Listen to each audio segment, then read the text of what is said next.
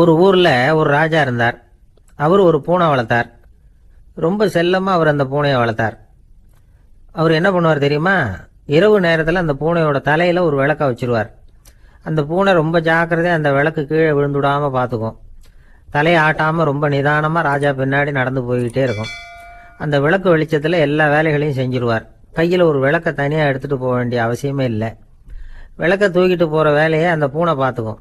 அதனால ராஜாவுக்கு அந்த பூனை மேல ரொம்ப பிரியம். மந்திரிகளை எல்லாம் கூப்பிட்டு அவங்க கிட்ட சொல்லுவார், பாத்தீங்களா இந்த பூனை எவ்வளவு விசுவாசமா நடக்குது, என் பேர்ல எவ்வளவு மரியாதை பாத்தீங்களா அதுக்கு அப்படிம்பார். இதை கேட்டுவிட்டு அங்கிருந்த அமைச்சர்கள் ஒருத்தர் சொன்னார், மன்னா நீங்க சொல்றது சரிதான், இருந்தாலும் இந்த பூனையோட விசுவாசத்தை நாம கொஞ்சம் சோதிச்சு பார்க்க வேண்டியிருக்கு அப்படின்னாராம்.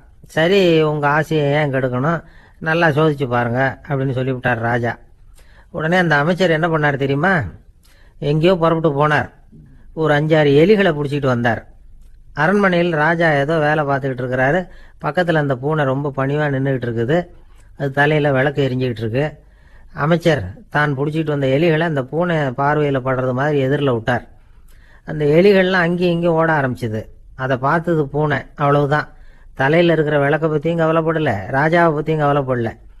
ஒரே பாய்ச்சலாக பாஞ்சு எலிகளை துரத்த ஆரம்பிச்சுட்டுது. தலையில் இருந்த விளக்கு எங்கேயோ போய் விழுந்தது, அணைஞ்சு போச்சு. இருட்டில் ராஜா தடுமாற ஆரம்பிச்சுட்டார். இந்த சமயத்தில் அந்த அமைச்சர் மறுபடியும் விளக்கை ஏற்றினார். வெளிச்சம் வந்தது. அதுக்கப்புறம் அந்த அமைச்சர் பேசினார், அரசே, பூனையோட விசுவாசத்தை பார்த்தீங்களா? எலி அது கண்ணில் படுற வரைக்கும் தான் விசுவாசமாக இருந்தது. அது மாதிரி எலியை பார்த்ததும் எல்லாத்தையும் விட்டுட்டு அதை துரத்த ஆரம்பிச்சுட்டு பார்த்தீங்களா? தான் அந்த பூனையை பற்றி நினைச்சது தப்புங்கிறது அதுக்கப்புறம் தான் அந்த ராஜாவுக்கு புரிஞ்சுதான்.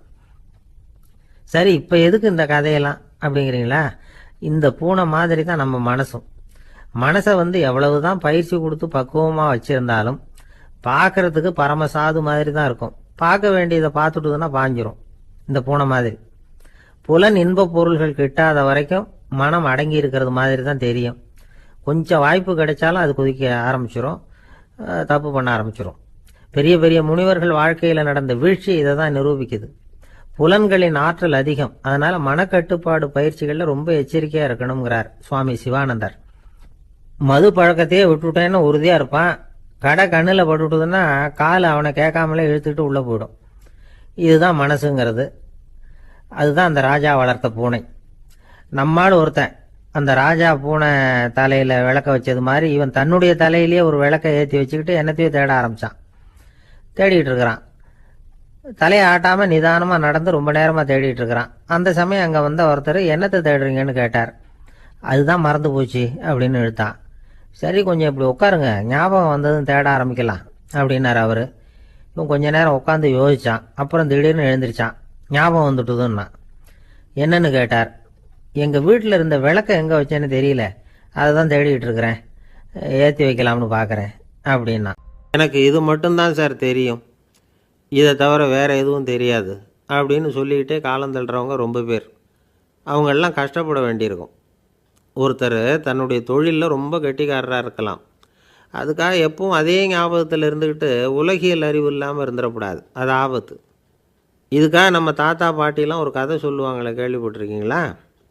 ஒரு சமயம் ஒரு 4 பேர் சேர்ந்து வெளியூருக்கு பிரயாணம் போனாங்களாம். அந்த 4 பேர் எப்படி தெரியுமா? ஒருத்தர் வேதாந்தி, இன்னொருத்தர் சங்கீத வித்வான், 3வது ஆள் வைத்தியர், 4வது ஆள் ஜோசியர். இவங்க 4 பேரும் நண்பர்கள். அதனால் சேர்ந்து புறப்பட்டாங்க. வழியில் ஒரு ஊரில் தங்கினாங்க. இருட்டி போச்சு. அதனால் இன்றைக்கி ராத்திரி இங்கேயே தங்கி இருந்துட்டு நாளைக்கு புறப்படலாம் அப்படின்னு தீர்மானம் பண்ணாங்க. சாப்பாட்டுக்கு என்ன பண்ணுறது? அங்கேயே கடத்தெருவுக்கு போய் சாமான்லாம் வாங்கியாந்து சமைச்சு சாப்பிட்லாம்னு முடிவு பண்ணாங்க. 4 பேர் இருக்கிறதுனால ஆளுக்கு ஒரு காரியமாக செய்யலாம் அப்படின்னு வேலையை பிரிச்சுக்கிட்டாங்க. வைத்தியர் கரிகாய் வாங்க போனார். வேதாந்தி எண்ணெய் வாங்க போனார். ஜோசியர் பலசரக்கு வாங்க போனார். சங்கீத வித்வானுக்கு சமைக்கிற வேலை. எல்லாம் சரி. ஆனால் நடந்தது என்ன தெரியுமா? கடைத்தெருவுக்கு காய்கறி வாங்க போனார்ல வைத்தியர், அங்கே போய் மார்க்கெட்டில் பார்த்தார். ஒவ்வொரு கரிகாயாக எடுத்து பார்த்தார். இது பித்தம், உடம்புக்கு ஒத்துக்காது, இது வாயு, உடம்புக்கு ஒத்துக்காது அப்படின்னு ஒவ்வொன்றா தள்ளினார். கடைசியில் ஒன்றுமே தேரல. வெறுங்கையோடு திரும்பி வந்துக்கிட்டு இருக்கிறார். எண்ணெய் வாங்க போனார் வேதாந்தி. அவர் ஒரு தொன்னையில் எண்ணெயை வாங்கினார். பேசாமல் அதை எடுத்துகிட்டு வர வேண்டியது தானே, முடியல. அவருடைய வேதாந்த மூளை சிந்திக்க ஆரம்பிச்சுட்டுது. இந்த தொன்னைக்கு எண்ணெய் ஆதாரமா அல்லது எண்ணெய்க்கு தொன்னை ஆதாரமா அப்படிங்கிற ஆராய்ச்சியில் இறங்கினார். என்னாச்சு தெரியுமா? அப்படி கவுத்து பார்த்தார். வாங்கின எண்ணெய் பூராவையும் வழியில் கொட்டிவிட்டு வெறும் தொன்னையோடு வந்து சேர்ந்தார். பலசரக்கு வாங்க போனார் ஜோசியர். அவர் ஒரு வழியில் பார்த்தாரு. வழியில் வந்தவங்களெல்லாம் அங்கங்கே ஒரு மரத்தடியில் உட்கார வச்சு அவங்களுக்கெல்லாம் ஆர்வம் சொல்ல ஆரம்பிச்சிட்டார். அப்படி ஒவ்வொருத்தராக சொல்லி முடிச்சுட்டு கடத்தருக்கு போய் சேர்ந்தார். இவர் அங்கே போய் சேர்றதுக்குள்ளே ரொம்ப நேரம் ஆகிட்டுது. கடையெல்லாம் பூட்டிவிட்டு போயிட்டாங்க. என்ன செய்கிறது? அவரும் வெறுங்கையோடு திரும்பி வந்து சேர்ந்தார். சரி, இவங்க கதை தான் இப்படி ஆச்சு. அங்கே சமைக்கிறதுக்காக உட்காந்துருந்தார் சங்கீத வித்வான். அவர் கதை என்னாச்சு தெரியுமா? அங்கே அவர் அடுப்பை பற்ற வச்சு ஒலையை கொதிக்க வச்சார். அதாவது ஒரு பானையில் தண்ணியை ஊற்றி அடுப்பில் வச்சார். அது கொதிக்க ஆரம்பிச்சிது. தண்ணி கொதிக்கிற சத்தம் இருக்குதுல்ல, அது இவருக்கு தாளம் போடுறது மாதிரி இருந்தது. ஒரே குஷி, பாட ஆரம்பிச்சிட்டார். பாடிக்கிட்டே உற்சாகமாக கையில் இருந்த கரண்டியால் அந்த பானையில் தட்டினார், தாளம் போடுறதா நினச்சிக்கிட்டு. அவ்வளவுதான், பானை பட்டுன்னு உடஞ்சி போச்சு. தலையில் கையை வச்சுக்கிட்டு அவரும் உட்காந்துட்டார். எந்த தொழில் தெரிஞ்சாலும் சரி, அதை புத்திசாலித்தனமாக பயன்படுத்த தெரியலன்னா ஆபத்து தான். அதுக்காக தான் இந்த கதை. ஒரு பஸ்ஸு டிரைவர் ரொம்ப கெட்டிக்காரர். பஸ்ஸை ரொம்ப திறமையாக ஆபத்து இல்லாமல் ஓட்டினதுக்காக பரிசுலாம் வாங்கினவர். அவரே ஒரு படகு ஓட்டுறதுக்காக அழைச்சிட்டு போயிருக்கிறாங்க, மோட்டார் படகு. அதையும் ரொம்ப திறமையாக தான் ஓட்டிகிட்டு போயிருக்கிறாரு. நடுக்கடலில் போனதும் படகு நின்று போச்சு. மோட்டாரில் ஏதோ கோளாறு. என்ன செய்யலாம் அப்படின்னு அந்த டிரைவரை கேட்டிருக்கிறாங்க படகுல இருந்தவங்கெல்லாம். அப்போ அவர் சொன்னாராம், கவலைப்படாதீங்க, ஒன்றும் பிரச்சனை இல்லை, எல்லோரும் கொஞ்சம் கீழே இறங்கி பின்னாடி தள்ளுங்க, மோட்டார் ஸ்டார்ட் ஆகிடும் அப்படின்னாராம். வாழ்க்கையில் சில சந்தர்ப்பங்களில் நாம் சில அவமானங்களை சந்தித்தே தீர வேண்டியிருக்கு. என்ன பண்ணுறது, காலம் அப்படி. அவமானப்படுறவங்க உடனே அடங்கி போய்டுறது தான் உலக வழக்கம். அவமானப்பட்டால் உடனே சீறி எழறவங்களும் உண்டு. ஆனால் அதையே ஒரு சவாலாக எடுத்துக்கிட்டு முன்னுக்கு வர்றவங்களும் சில பேர் இருக்கிறாங்க. அவங்க ரொம்ப அபூர்வம். இன்றைக்கி மனோதத்துவ நிபுணர்கள்லாம் என்ன சொல்கிறாங்க தெரியுமா? அவமானப்பட்டுட்டா உடனே அடங்கி போயிடக்கூடாதான். அதையே ஒரு சவாலாக எடுத்துக்கிட்டு மனசில் ஒரு வைராக்கியத்தோடு முயற்சி பண்ணினா வாழ்க்கையில் எல்லாரும் முன்னேறலாமா. அவமானங்கிறத நாம் வைராக்கியமாக மாற்றிக்கணும். அதுதான் வெற்றிக்கு வழி. ராமர் இந்த பூமியில் பிறந்ததே ஒரு வைராக்கியத்தினால தான் சார் அப்படின்னார் ஒருத்தர். எப்படிங்க அது அப்படின்னு கேட்டேன். அவர் சொன்னார், தசரதருக்கு ராமர் குழந்தையாக பிறக்கணும், அப்போ தான் இங்கே இருக்கிற கஷ்டங்கள்லாம் நீங்கும் அப்படின்னு சர்வ லோகமும் எதிர்பார்த்துக்கிட்டு இருக்குது. ஆனால் அவர் எப்போ பிறப்பார் அப்படின்னு யாருக்கும் தெரியல. அந்த காரியம் சீக்கிரம் நடக்கணுமே, அதுக்கு என்ன பண்ணுறது? நாரதர் வந்தார் ஒரு நாள் தசரதரை தேடி. தசரதா, உனக்கு ஒரு செய்தி தெரியுமான்னு ஆரம்பித்தார். அவர் எப்பவும் இப்படித்தானே ஆரம்பிக்கிறது வழக்கம். என்ன விஷயம்னு கேட்டார் தசரதர். தசரதா, நீ அடிக்கடி உன்னோட தேரில் ஏறிக்கிட்டு தேவலோகத்துக்கு போகிற, அங்கே போகிற வர்ற எல்லாம் பண்ணிகிட்ருக்க, எல்லாம் சரி. தேவலோகத்துலேயும் உன்னை நல்லபடியாக தான் வரவேற்கிறாங்க. தேவேந்திரன் உன்னை பிரியமாக அழைச்சிட்டு போய் தன்னுடைய அரியாசனத்திலேயே தனக்கு பக்கத்திலேயே உட்கார வைக்கிறான். நீயும் சந்தோஷமாக உட்காந்து பேசிவிட்டு வந்துடுற. ஆனால் நீ இங்கே வந்ததுக்கு அப்புறம் அங்கே என்ன நடக்குது தெரியுமா உனக்கு அப்படின்னாரான் நாரதர். என்ன நடக்குது எனக்கு ஒன்றும் தெரியலையே அப்படின்னாரான் தசரதர். நாரதர்கிட்ட கிட்டத்தில் கேட்டிருக்கார், கொஞ்சம் சொல்லுங்கள் என்னது அப்படின்னு. அவர் ஒரு நெருங்கி வந்தாராம் நாரதரும். மெதுவாக அவர் காதோட காதாக சொன்னாராம். அதாவது நம்ம பாஷையில் சொல்லப்போனால் பற்ற வைக்கிறார். நீ அங்கே தேவேந்திரங்கிட்ட உட்காந்து பேசிவிட்டு வந்த பிறகு நீ அங்கே உட்காந்துருந்த அரியாசனத்தை தண்ணி ஊற்றி கழுவி சுத்தப்படுத்துகிறாங்க. நீ என்ன அந்த அளவுக்கு சுத்தம் இல்லாத ஆளா, தினம் குளிக்காமையாக இருக்கிற அப்படின்னாராம். தசரதருக்கு இது ரொம்ப அவமானமாக போயிட்டுது. அப்படியே செய்கிறாங்க அப்படின்னாராம். ஆமாம், நீ வேணும்னா நான் சொல்கிறது உண்மையா இல்லையா அப்படின்னு சோதனை பண்ணி பார்த்துக்கோ அப்படின்னாரான் நாரதர். உடனே தசரதர் இதுக்காகவே புறப்பட்டு தேவலோகம் போனார். அங்கே வழக்கம் போலவே இவரை கூப்பிட்டு உட்கார வச்சு பேசிக்கிட்டு இருந்தான் தேவேந்திரன். கொஞ்ச நேரம் பேசிக்கிட்டு இருந்துட்டு சரி நான் கிளம்புறேன்னு புறப்பட்டார். சரி, அவனும் வாசல் வரைக்கும் வழி அனுப்பி வச்சுட்டு உள்ளே போயிட்டான். தசரதர் வெளியில் கொஞ்சம் நேரம் மறைஞ்சி இருந்துட்டு மெதுவாக உள்ளே எட்டி பார்த்தார் என்ன நடக்குதுன்னு. நாரதர் சொன்னது உண்மைதான். தசரதர் உட்காந்துருந்த ஆசனத்தை அங்கே 2 தேவர்கள் கழுவி சுத்தப்படுத்திக்கிட்டு இருக்கிறாங்க. தசரதரால் இதை தாங்கிக்க முடியல. அவருக்கு ரொம்ப அவமானமாக போச்சு. நேராக கிடுகிடுன்னு தேவேந்திரங்கிட்டே போனார். நான் உட்காந்துருந்த இருக்கையே சுத்தம் பண்ணுறியே, நான் என்ன அந்த அளவுக்கு பாவியா அப்படின்னு கேட்டார். ரொம்ப கோபமாக கேட்டார். தசரதரே, மனுஷனுக்கு 3 கடன்கள் உண்டு. தேவகடன், ரிஷி கடன், பித்ரு கடன். இதை தீர்க்காதவன் பாவியாகிறான். இதில் மகனை பெறுவதால் தான் பித்ரு கடன் தீரும். உனக்கு மகன் கிடையாது, அதனால் நீ பாவியாகிற. பாவி உட்கார்ந்துருந்த இடம்ங்கிறதுனால அதை சுத்தம் செய்ய வேண்டியது எங்கள் கடமை அப்படின்னு நானும் தேவேந்திரன். இந்த இடத்துல தசரதருக்கு ஏற்பட்ட அவமானம் ஒரு வைராக்கியமாக மாறிச்சு. தேவேந்திரனே கேட்டுக்கோ, ஒரு மகனை பெற்ற பிறகு தான் இந்த சபையில் மறுபடியும் அடி எடுத்து வைப்பேன் அப்படின்னு சொல்லிவிட்டு போயிட்டாரான். போய் புத்திர காமேஷ் யாகம் பண்ணார், புத்திரர்கள் பிறந்தார்கள். இந்த கதையில் உள்ள கருத்து என்னன்னா, தேவேந்திரன் தசரதரை அப்படி அவமானப்படுத்தலைன்னா அவருக்கு இப்படி ஒரு வைராக்கியம் பிறந்திருக்குமா? யோசிச்சு பார்க்கணும். நமக்கு ஏற்படுகிற சில அவமானங்களையும் வைராக்கியமாக மாற்றிக்குவோம். அப்படி மாற்றிக்கிட்டோம்னா வாழ்க்கையில் முன்னேறலாம். நம்ம ஆளுங்க சில பேர் அவமானத்தை வைராக்கியமாக மாற்றிக்கிறது எப்படி தெரியுமா? நம்மகிட்ட ஒரு பையன் சொன்னான், எங்கள் அப்பா என்னை எல்லாருக்கும் முன்னாடி வச்சு திட்டுவிட்டார், பொறுப்பு இல்லாமல் ஊர் சுற்றுறேன்னு சொல்லி அவமானப்படுத்தி விட்டார். இனிமேல் நீ என் முகத்திலேயே முழிக்காதரா போடான்னு வேற சொல்லிவிட்டார். எனக்கு ரோஷம் வந்துட்டுது. அந்த அவமானத்தை வைராக்கியமாக மாற்றிக்கிட்டேன். அன்னையிலேருந்து அவர் முகத்திலேயே முழிக்கிறது இல்லை அப்படின்னா. அப்படியான்னு கேட்டோம். ஆமாங்க, அவர் வீட்டில் இல்லாத நேரமாக பார்த்து உள்ள சமையல் கட்டுக்கு போய் சாப்பிட்டுட்டு நைஸாக வெளியில் வந்துடுவேன் அப்படிங்கிறான். ஒரு காலத்தில் பிரஷ்யா அப்படின்னு ஒரு தேசம் இருந்தது. இப்போ ஜெர்மனி இருக்குல்ல, இதோட பெரும்பகுதி ஒரு காலத்தில் பிரஷ்யாங்கிற பேரில் இருந்தது.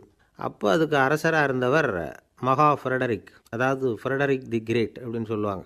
அந்த ராஜாவுக்கு ஒரு சந்தேகம், நாம் பல வகையான வரிகளை விதித்து வசூல் பண்ணுறோம், அப்படி பண்ணி வருமானம் குறைஞ்சிக்கிட்டே போகுதே, இதுக்கு என்ன காரணமாக இருக்கும்? இதுதான் அவருக்கு ஏற்பட்ட சந்தேகம். ஒரு சமயம் அந்த அரசர் தம்முடைய அமைச்சர்களையும் பிரபுக்களையும் தளபதிகளையும் கூப்பிட்டு ஒரு விருந்து வச்சார். விருந்து முடிஞ்சதும் அவங்கள பார்த்து இந்த சந்தேகத்தை கேட்டார். வரிகள் அதிகமாக விதித்து வருமானம் குறையறதுக்கு என்ன காரணம் அப்படின்னு கேட்டார். பல பேருக்கு இதுக்கு சரியாக பதில் சொல்ல தெரியல. அனுபவசாலியான ஒரு தளபதி எழுந்திருச்சார். அரசே, அது எப்படிங்கிறத இப்போ உங்களுக்கு காட்டுறேன்னார். உடனே ஒரு பெரிய பனிக்கட்டி ஒன்றை தன்னுடைய கையில் எடுத்தார். அதை அப்படியும் எப்படியும் திருப்பி பார்த்தார். அப்புறம் அடுத்தவர்கிட்ட கொடுத்தார். அவரும் அதை அப்படியும் இப்படியும் திருப்பி பார்த்துட்டு அடுத்தபடியாக இருந்தவர்கிட்ட கொடுத்தார். இப்படியே இதை ஒவ்வொருத்தராக பார்த்துட்டு ஒவ்வொரு கையாக மாறி கடைசியில் மன்னர் கைக்கு போய் சேர்ந்தது. மன்னர் கைக்கு அந்த பனிக்கட்டி போய் சேர்ந்தப்போ அது கொஞ்சம் கொஞ்சமாக உருகி ஒரு பட்டாணி கடலை சைஸுக்கு ஆகிட்டுது. மன்னர் யோசனை பண்ணார், வரி அதிகமாக போட்டாலும் வந்து சேர்றது குறைவாக இருக்கிறதுக்கு என்ன காரணம் அப்படிங்கிறது அவருக்கு புரிஞ்சு போச்சு. காலம்தான் மாறிட்டு இருக்கே தவிர இந்த கையூட்டு வாங்குகிற பழக்கம் மாறினதாக தெரியல. இன்னொரு ராஜா இருந்தார். அவர் தன்னுடைய ராஜாங்கத்தில் லஞ்ச ஊழலே சுத்தமாக இருக்கக்கூடாது அப்படின்னு நினச்சார்.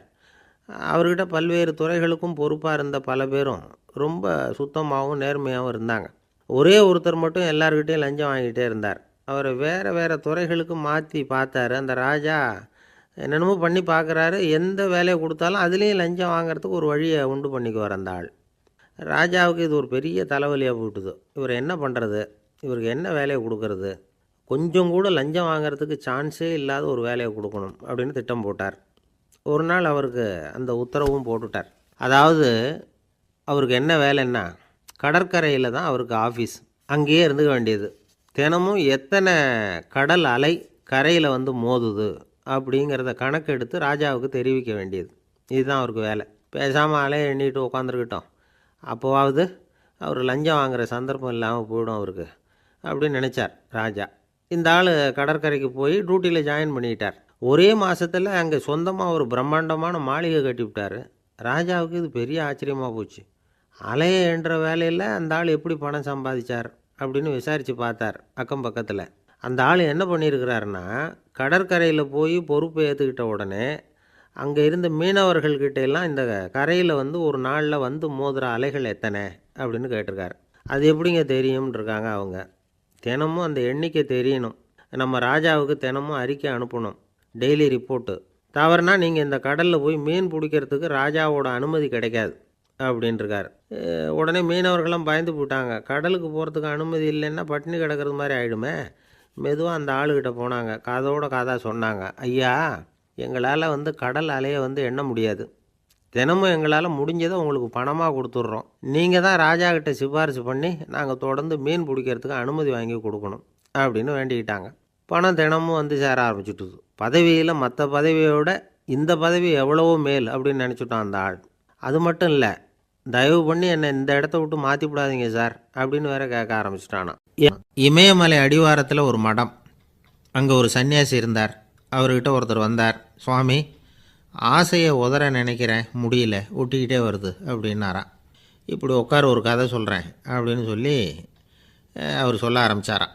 அவர் சொன்ன கதை என்னென்னா, ஒரு ஊரில் ஒரு ஆள் இருந்தான். அவன் பேர் குப்புசாமி. அவன்கிட்ட எப்பவும் ஒரு பழைய தொப்பி இருக்கும், விடவே மாட்டான். அதனால் அவனை எல்லோரும் தொப்பி சாமி அப்படின்னு தான் கூப்பிடுறது வழக்கம். ஒரு புது தொப்பி வாங்கிக்கப்படாதாப்பா அப்படின்னு நண்பர்கள்லாம் சொல்லி பார்த்தாங்க. பணத்துக்கு எங்கே போவேன் அப்படின்னு விட்டானான். பணம் வச்சுருக்கான், செலவு பண்ண மனசு வரல, மகா கஞ்சன். பழைய பாட்டில்கள்லாம் வாங்கி விற்றுக்கிட்டு இருந்தான். அப்படி ஒரு தடவை பழைய கண்ணாடி சாமான்களை ஏலத்தில் எடுத்தப்போ அதில் ஒரு அருமையான சென்ட்டு பாட்டில் கிடச்சிது. உடனே ஒரு ஐடியா பண்ணான். அந்த சென்ட்டை சின்ன சின்ன பாட்டில்களில் அடைச்சி ஜன்னல் ஓரமாக அடுக்கி வச்சுட்டான். அதை விற்றா நிறைய பணம் கிடைக்குமே. அதனால் இதுக்கு இடையில் ஒரு நாள் அவன் அப்படியே உட்காந்துருந்தான். அந்த நேரம் நண்பன் வந்தான். ஏண்டா, உன் பழைய தொப்பியை மாற்றப்படாதா? ஊரில் எல்லோரும் கேலி பேசுகிறாங்களே ஒன்று தொப்பி சாமின்னு அப்படின்னு சொல்லி கேட்டிருக்கான். இந்த சென்ட்டு பாட்டில் விற்றதும் பணம் வரும், அதுக்கப்புறம் பார்க்கலாம் அப்படின்னு நானா இவன். சரி வா, நீச்சல் குளத்துக்கு போயிட்டு வருவோம் அப்படின்னு கூப்பிட்ருக்கான் நண்பன். 2 பேரும் போனாங்க. அதே நேரம் அந்த ஊர் நீதிபதியும் அங்கே குளிக்க வந்தாராம். அவர்கிட்ட இருந்தது விலை வசந்த ஒரு புது தொப்பி. அதை அங்கே இருந்த ஸ்டாண்டில் மாட்டிவிட்டு குளிக்க போனார். இதுக்கிடையில் குப்புசாமி குளிச்சுட்டு வந்தான். அவனுடைய பழைய தொப்பியை காணலை. அந்த புது தொப்பியை பார்த்தா இது நண்பனுடைய வேலை தான் அப்படிங்கிறதாக புரிஞ்சுக்கிட்டு அதை எடுத்து மாட்டிகிட்டு வந்துட்டான். நீதிபதி குளிச்சுட்டு வந்து பார்க்குறாரு, தொப்பியை காணும். போலீஸில் புகார் கொடுத்தார். அவங்க தேடினாங்க. ஒரு மூலையில் பழைய தொப்பி கிடச்சிது. அடடா, இது நம்ம குப்புசாமியோட தொப்பி இல்லையா அப்படின்னு நானா ஒருத்தன். உடனே அவன் வீட்டுக்கு தேடிட்டு போயிருக்காங்க. அங்கே போய் பார்த்தா புது தொப்பி அங்கே இருக்குது. உடனே அவனுக்கு 1000 ரூபா அபராதம் போட்டாங்களாம். அவன் பணத்தை கட்டிவிட்டு ரொம்ப எரிச்சலோடு வீட்டுக்கு வந்தான். பழைய தொப்பி கண்ணில் பட்டுது. மறுபடியும், உன்னால் தானே எனக்கு 1000 ரூபா நஷ்டம் அப்படின்னு சொல்லி அதை எடுத்துக்கிட்டு அப்படி போயிருக்கான். அந்த ஊர் குளத்தில் வீசி எரிஞ்சிட்டு வந்துட்டான். அது மீன் பிடிக்கிற ஒருத்தன் கையில் சிக்கிச்சு. அவன் வர்ற வழியில் அதை எடுத்து வேகமாக வீசி எறிஞ்சான். அது நேராக குப்புசாமி வீட்டு ஜன்னல் வழியாக உள்ளே இந்த சென்ட்டு பாட்டில்கள் மேலே விழுந்து எல்லாம் உடஞ்சி நொறுங்கி போச்சு. குப்புசாமி பார்த்தான். தோட்டத்தில் ஆழமாக ஒரு குழியை வெட்டினான். அந்த தொப்பியை போட்டான், மூடிவிட்டான். இதை அடுத்த வீட்டுக்காரன் பார்த்தான். ஏதோ புதையல் தான் வச்சுருக்கான் போல இருக்குன்னு நினச்சான். போலீஸில் போய் புகார் கொடுத்துட்டான். மறுபடியும் போலீஸ் குழியை தோண்டினாங்க. பழைய தொப்பி மறுபடியும் வெளியில் வந்தது. எல்லோரும் சிரிக்கிறாங்க. அன்னைக்கு ராத்திரியே அந்த தொப்பியை எடுத்துக்கிட்டு நேராக புறப்பட்டான். ஒரு கல்லில் அதை சேர்த்து கட்டி குடிநீர் தொட்டி இருக்கும்ல, அதில் போட்டுட்டு வந்துட்டான். இனிமேல் என்ன பண்ணும் பார்ப்போன்னு. ஒரு நாள் திடீர்னு குழாயெல்லாம் அடைப்பட்டு போச்சு. மாநகராட்சி அலுவலர்கள் என்னன்னு பார்த்தா அந்த பழைய தொப்பி குழாயை அடைச்சிக்கிட்டு இருக்குது. இது குப்புசாமியோட தொப்பிங்கிறது தான் எல்லாருக்கும் தெரியுமே. உடனே குடிநீரை பாழாக்கணத்துக்காக குப்புசாமிக்கு கோர்ட்டு 2500 ரூபா அபராதம் போட்டுவிட்டுது. அதையும் கட்டிவிட்டு வெளில வந்தான். கடைசியாக முடிவு பண்ணான். ஒரு நெருப்பு குச்சியை கிழிச்சான். தொப்பியை கொளுத்தினான். எரிஞ்சுது. எடுத்து வெளில எரிஞ்சான். கொஞ்ச நேரத்தில் தீ அணைப்பு படம் வந்துட்டுது. ஆமாம், இவன் எடுத்து எரிஞ்சது வெளியில் விழுந்து வீட்டு கூரையே பற்றிக்கிட்டு எரிய ஆரம்பிச்சுட்டுது. அவனோட பணத்தாசையும் அதோடு சேர்ந்து எரிஞ்சு போச்சான். இப்படி ஒரு கதை. இந்த கதையை சொல்லி முடித்தார் அந்த இமயமலை அடிவாரத்தில் இருந்த சன்னியாசி. இப்போ அந்த குப்புசாமி எங்கே இருக்கிறான்னு கேட்டார் எதிரில் இருந்தவர். இதோ உன் எதிரிலே இருக்கிறான், நான் தான் அந்த குப்புசாமி அப்படின்னாரான் அந்த சன்னியாசி. அந்த குப்புசாமி கிட்டே இருந்தது மாதிரி ஒரு பழைய தொப்பி நம்ம ஒவ்வொருத்தர்கிட்டையும் உண்டு. அதை எப்படி தொலைக்கிறதுன்னு தெரியாமல் தடுமாறிக்கிட்டு இருக்கிறோம். அது என்ன தொப்பிங்கிறீங்களா? அதுதான் நம்மை சூழ்ந்திருக்கிற மாயை அப்படிங்கிறார் சுவாமி சின்மயானந்தர். மெய்ஞானம் கிடைக்கிறப்போ மாயை எரிஞ்சு போகும் அப்படிங்கிறது அவருடைய கருத்து. நம்மால் ஒருத்தர் வேகமாக ஓடி வந்தார். காலில் மாட்டியிருந்த பழைய செருப்பு 2ஐயும் ஆவேசமாக தூக்கி ஒரு கிணத்துல போட்டுட்டு வெறுங்காலோடு நடந்து வந்துக்கிட்டு இருக்கிறார். ஏன் அப்படி பண்ணீங்க அப்படின்னு கேட்டோம். அந்த செருப்புக்கு சொந்தக்காரன் பின்னாடி வந்துக்கிட்டு இருக்கிறான், அதனால் அப்படி பண்ணேன் அப்படிங்கிறார் இவர். ஒரு ராஜா இருந்தார். நாடு பூராவும் நிறைய மரங்களை நட்டு வளர்க்கணுங்கிறது அவரோட ஆசை. தானே அதுக்கு முன்மாதிரியாக இருக்கணும்னு நினைச்சார். அரண்மனையை சுற்றி மரங்களை நட்டு வளர்த்தார். இதை பார்த்துட்டு ஜனங்களும் அவங்கவுங்க வீட்டை சுற்றி மரக்கன்றுகளை நட்டு வளர்த்தாங்க. கொஞ்ச காலத்தில் ஊர் பூரா பசுமையாக மாறிச்சு. எல்லாருக்கும் சந்தோஷமாக இருந்தது. இது ஒரு பக்கம் இருக்கட்டும். இப்போ நான் சொல்ல போகிற கதை வேறு. அதாவது அந்த ராஜா ஒரு நாள் தன்னுடைய அரண்மனையை சுற்றி இருக்கிற விதவிதமான மரங்களை எல்லாம் போய் பார்த்தார். எப்படி இருக்கிறீங்க அப்படின்னு ஒவ்வொரு மரத்துக்கிட்டையும் விசாரிச்சாராம். எந்த மரமும் சந்தோஷமாக இருக்கிறதா தெரியல. அது அதுக்கும் மனசில் ஒரு குறை. முதல்ல ஆலமரத்துக்கிட்ட போனார். அது சொல்லிச்சு, மண்ணா, நான் நல்லா பெருசாக வளர்ந்துருக்கிறேன், அடர்த்தியாக இருக்கிறேன், கிளையெல்லாம் 4 பக்கமும் நல்லா படர்ந்து தான் இருக்குது, இருந்தாலும் எந்த பிரயோஜனமும் இருக்கிறதா தெரியல எனக்கு. என்னுடைய பழம்லாம் ரொம்ப சின்னதாக இருக்குது, என் கண்ணுக்கு சரியாக புறப்பட மாட்டேங்குது. நான் இருக்கிற சைஸுக்கு என்னுடைய கிளையில் இருக்கிற பழம்லாம் எவ்வளவு பெருசாக இருக்கணும், அது இத்தினூண்டு இருக்கிறது எனக்கு பெரிய அவமானமாக இருக்குது. இப்படி இங்கே நின்றுக்கிட்டு இருக்கிறதே ரொம்ப கூச்சமாக இருக்குது. ஒரு நல்ல புயல் வந்ததுன்னா பேசாமல் சாஞ்சு விடலாமான்னு பார்க்குறேன் அப்படின்னு புலம்புது ஆலமரம். சரி இருக்கட்டும்னு நினச்சிக்கிட்டு ராஜா அடுத்தபடியாக ஒரு அத்தி மரத்துக்கிட்ட போனார். அதுவும் புலம்ப ஆரம்பிச்சிட்டுது. நான் கூட பெரிய மரம் தான், இல்லை இலையெல்லாம் அழகாக தான் இருக்குது, பழம் அழகாக இருக்குது, இருந்தாலும் உள்ள விஷயம் இல்லையே, அத்தி பழத்தை புட்டு பார்த்தா அத்தனையும் சொத்தை அப்படின்னு பழமொழியே உண்டாயிட்டுதே. இப்படி ஒரு கெட்ட பேரோட நான் இருக்கணுமா அப்படின்னு புலம்புது அது. சரி இது இருக்கட்டும் அப்படின்னு சொல்லி அடுத்தபடியாக வேப்ப மரத்துக்கிட்ட போனார். அது தன்னுடைய வேதனையை வெளியிட்டது. எனக்கு எவ்வளவோ மருத்துவ குணங்கள்லாம் இருக்கிறதா சொல்லிக்கிறாங்க, இருந்தாலும் என்ன பிரயோஜனம், என்னுடைய பழத்தை மனிதர்கள் யாரும் விரும்பி சாப்பிட்றது இல்லையே அப்படின்னுது. ராஜா அடுத்தாப்புல இருந்து ஒரு பனை மரத்துக்கிட்ட போனார். நான் நல்லா உயரமாக தான் வளர்ந்துருக்கிறேன், மற்ற மரங்கள்லாம் என்னை அண்ணாந்து தான் பார்க்கணும், இருந்தாலும் என்கிட்ட நிழலுக்காக யாரும் ஒதுங்கிறது இல்லையே அப்படின்னுது.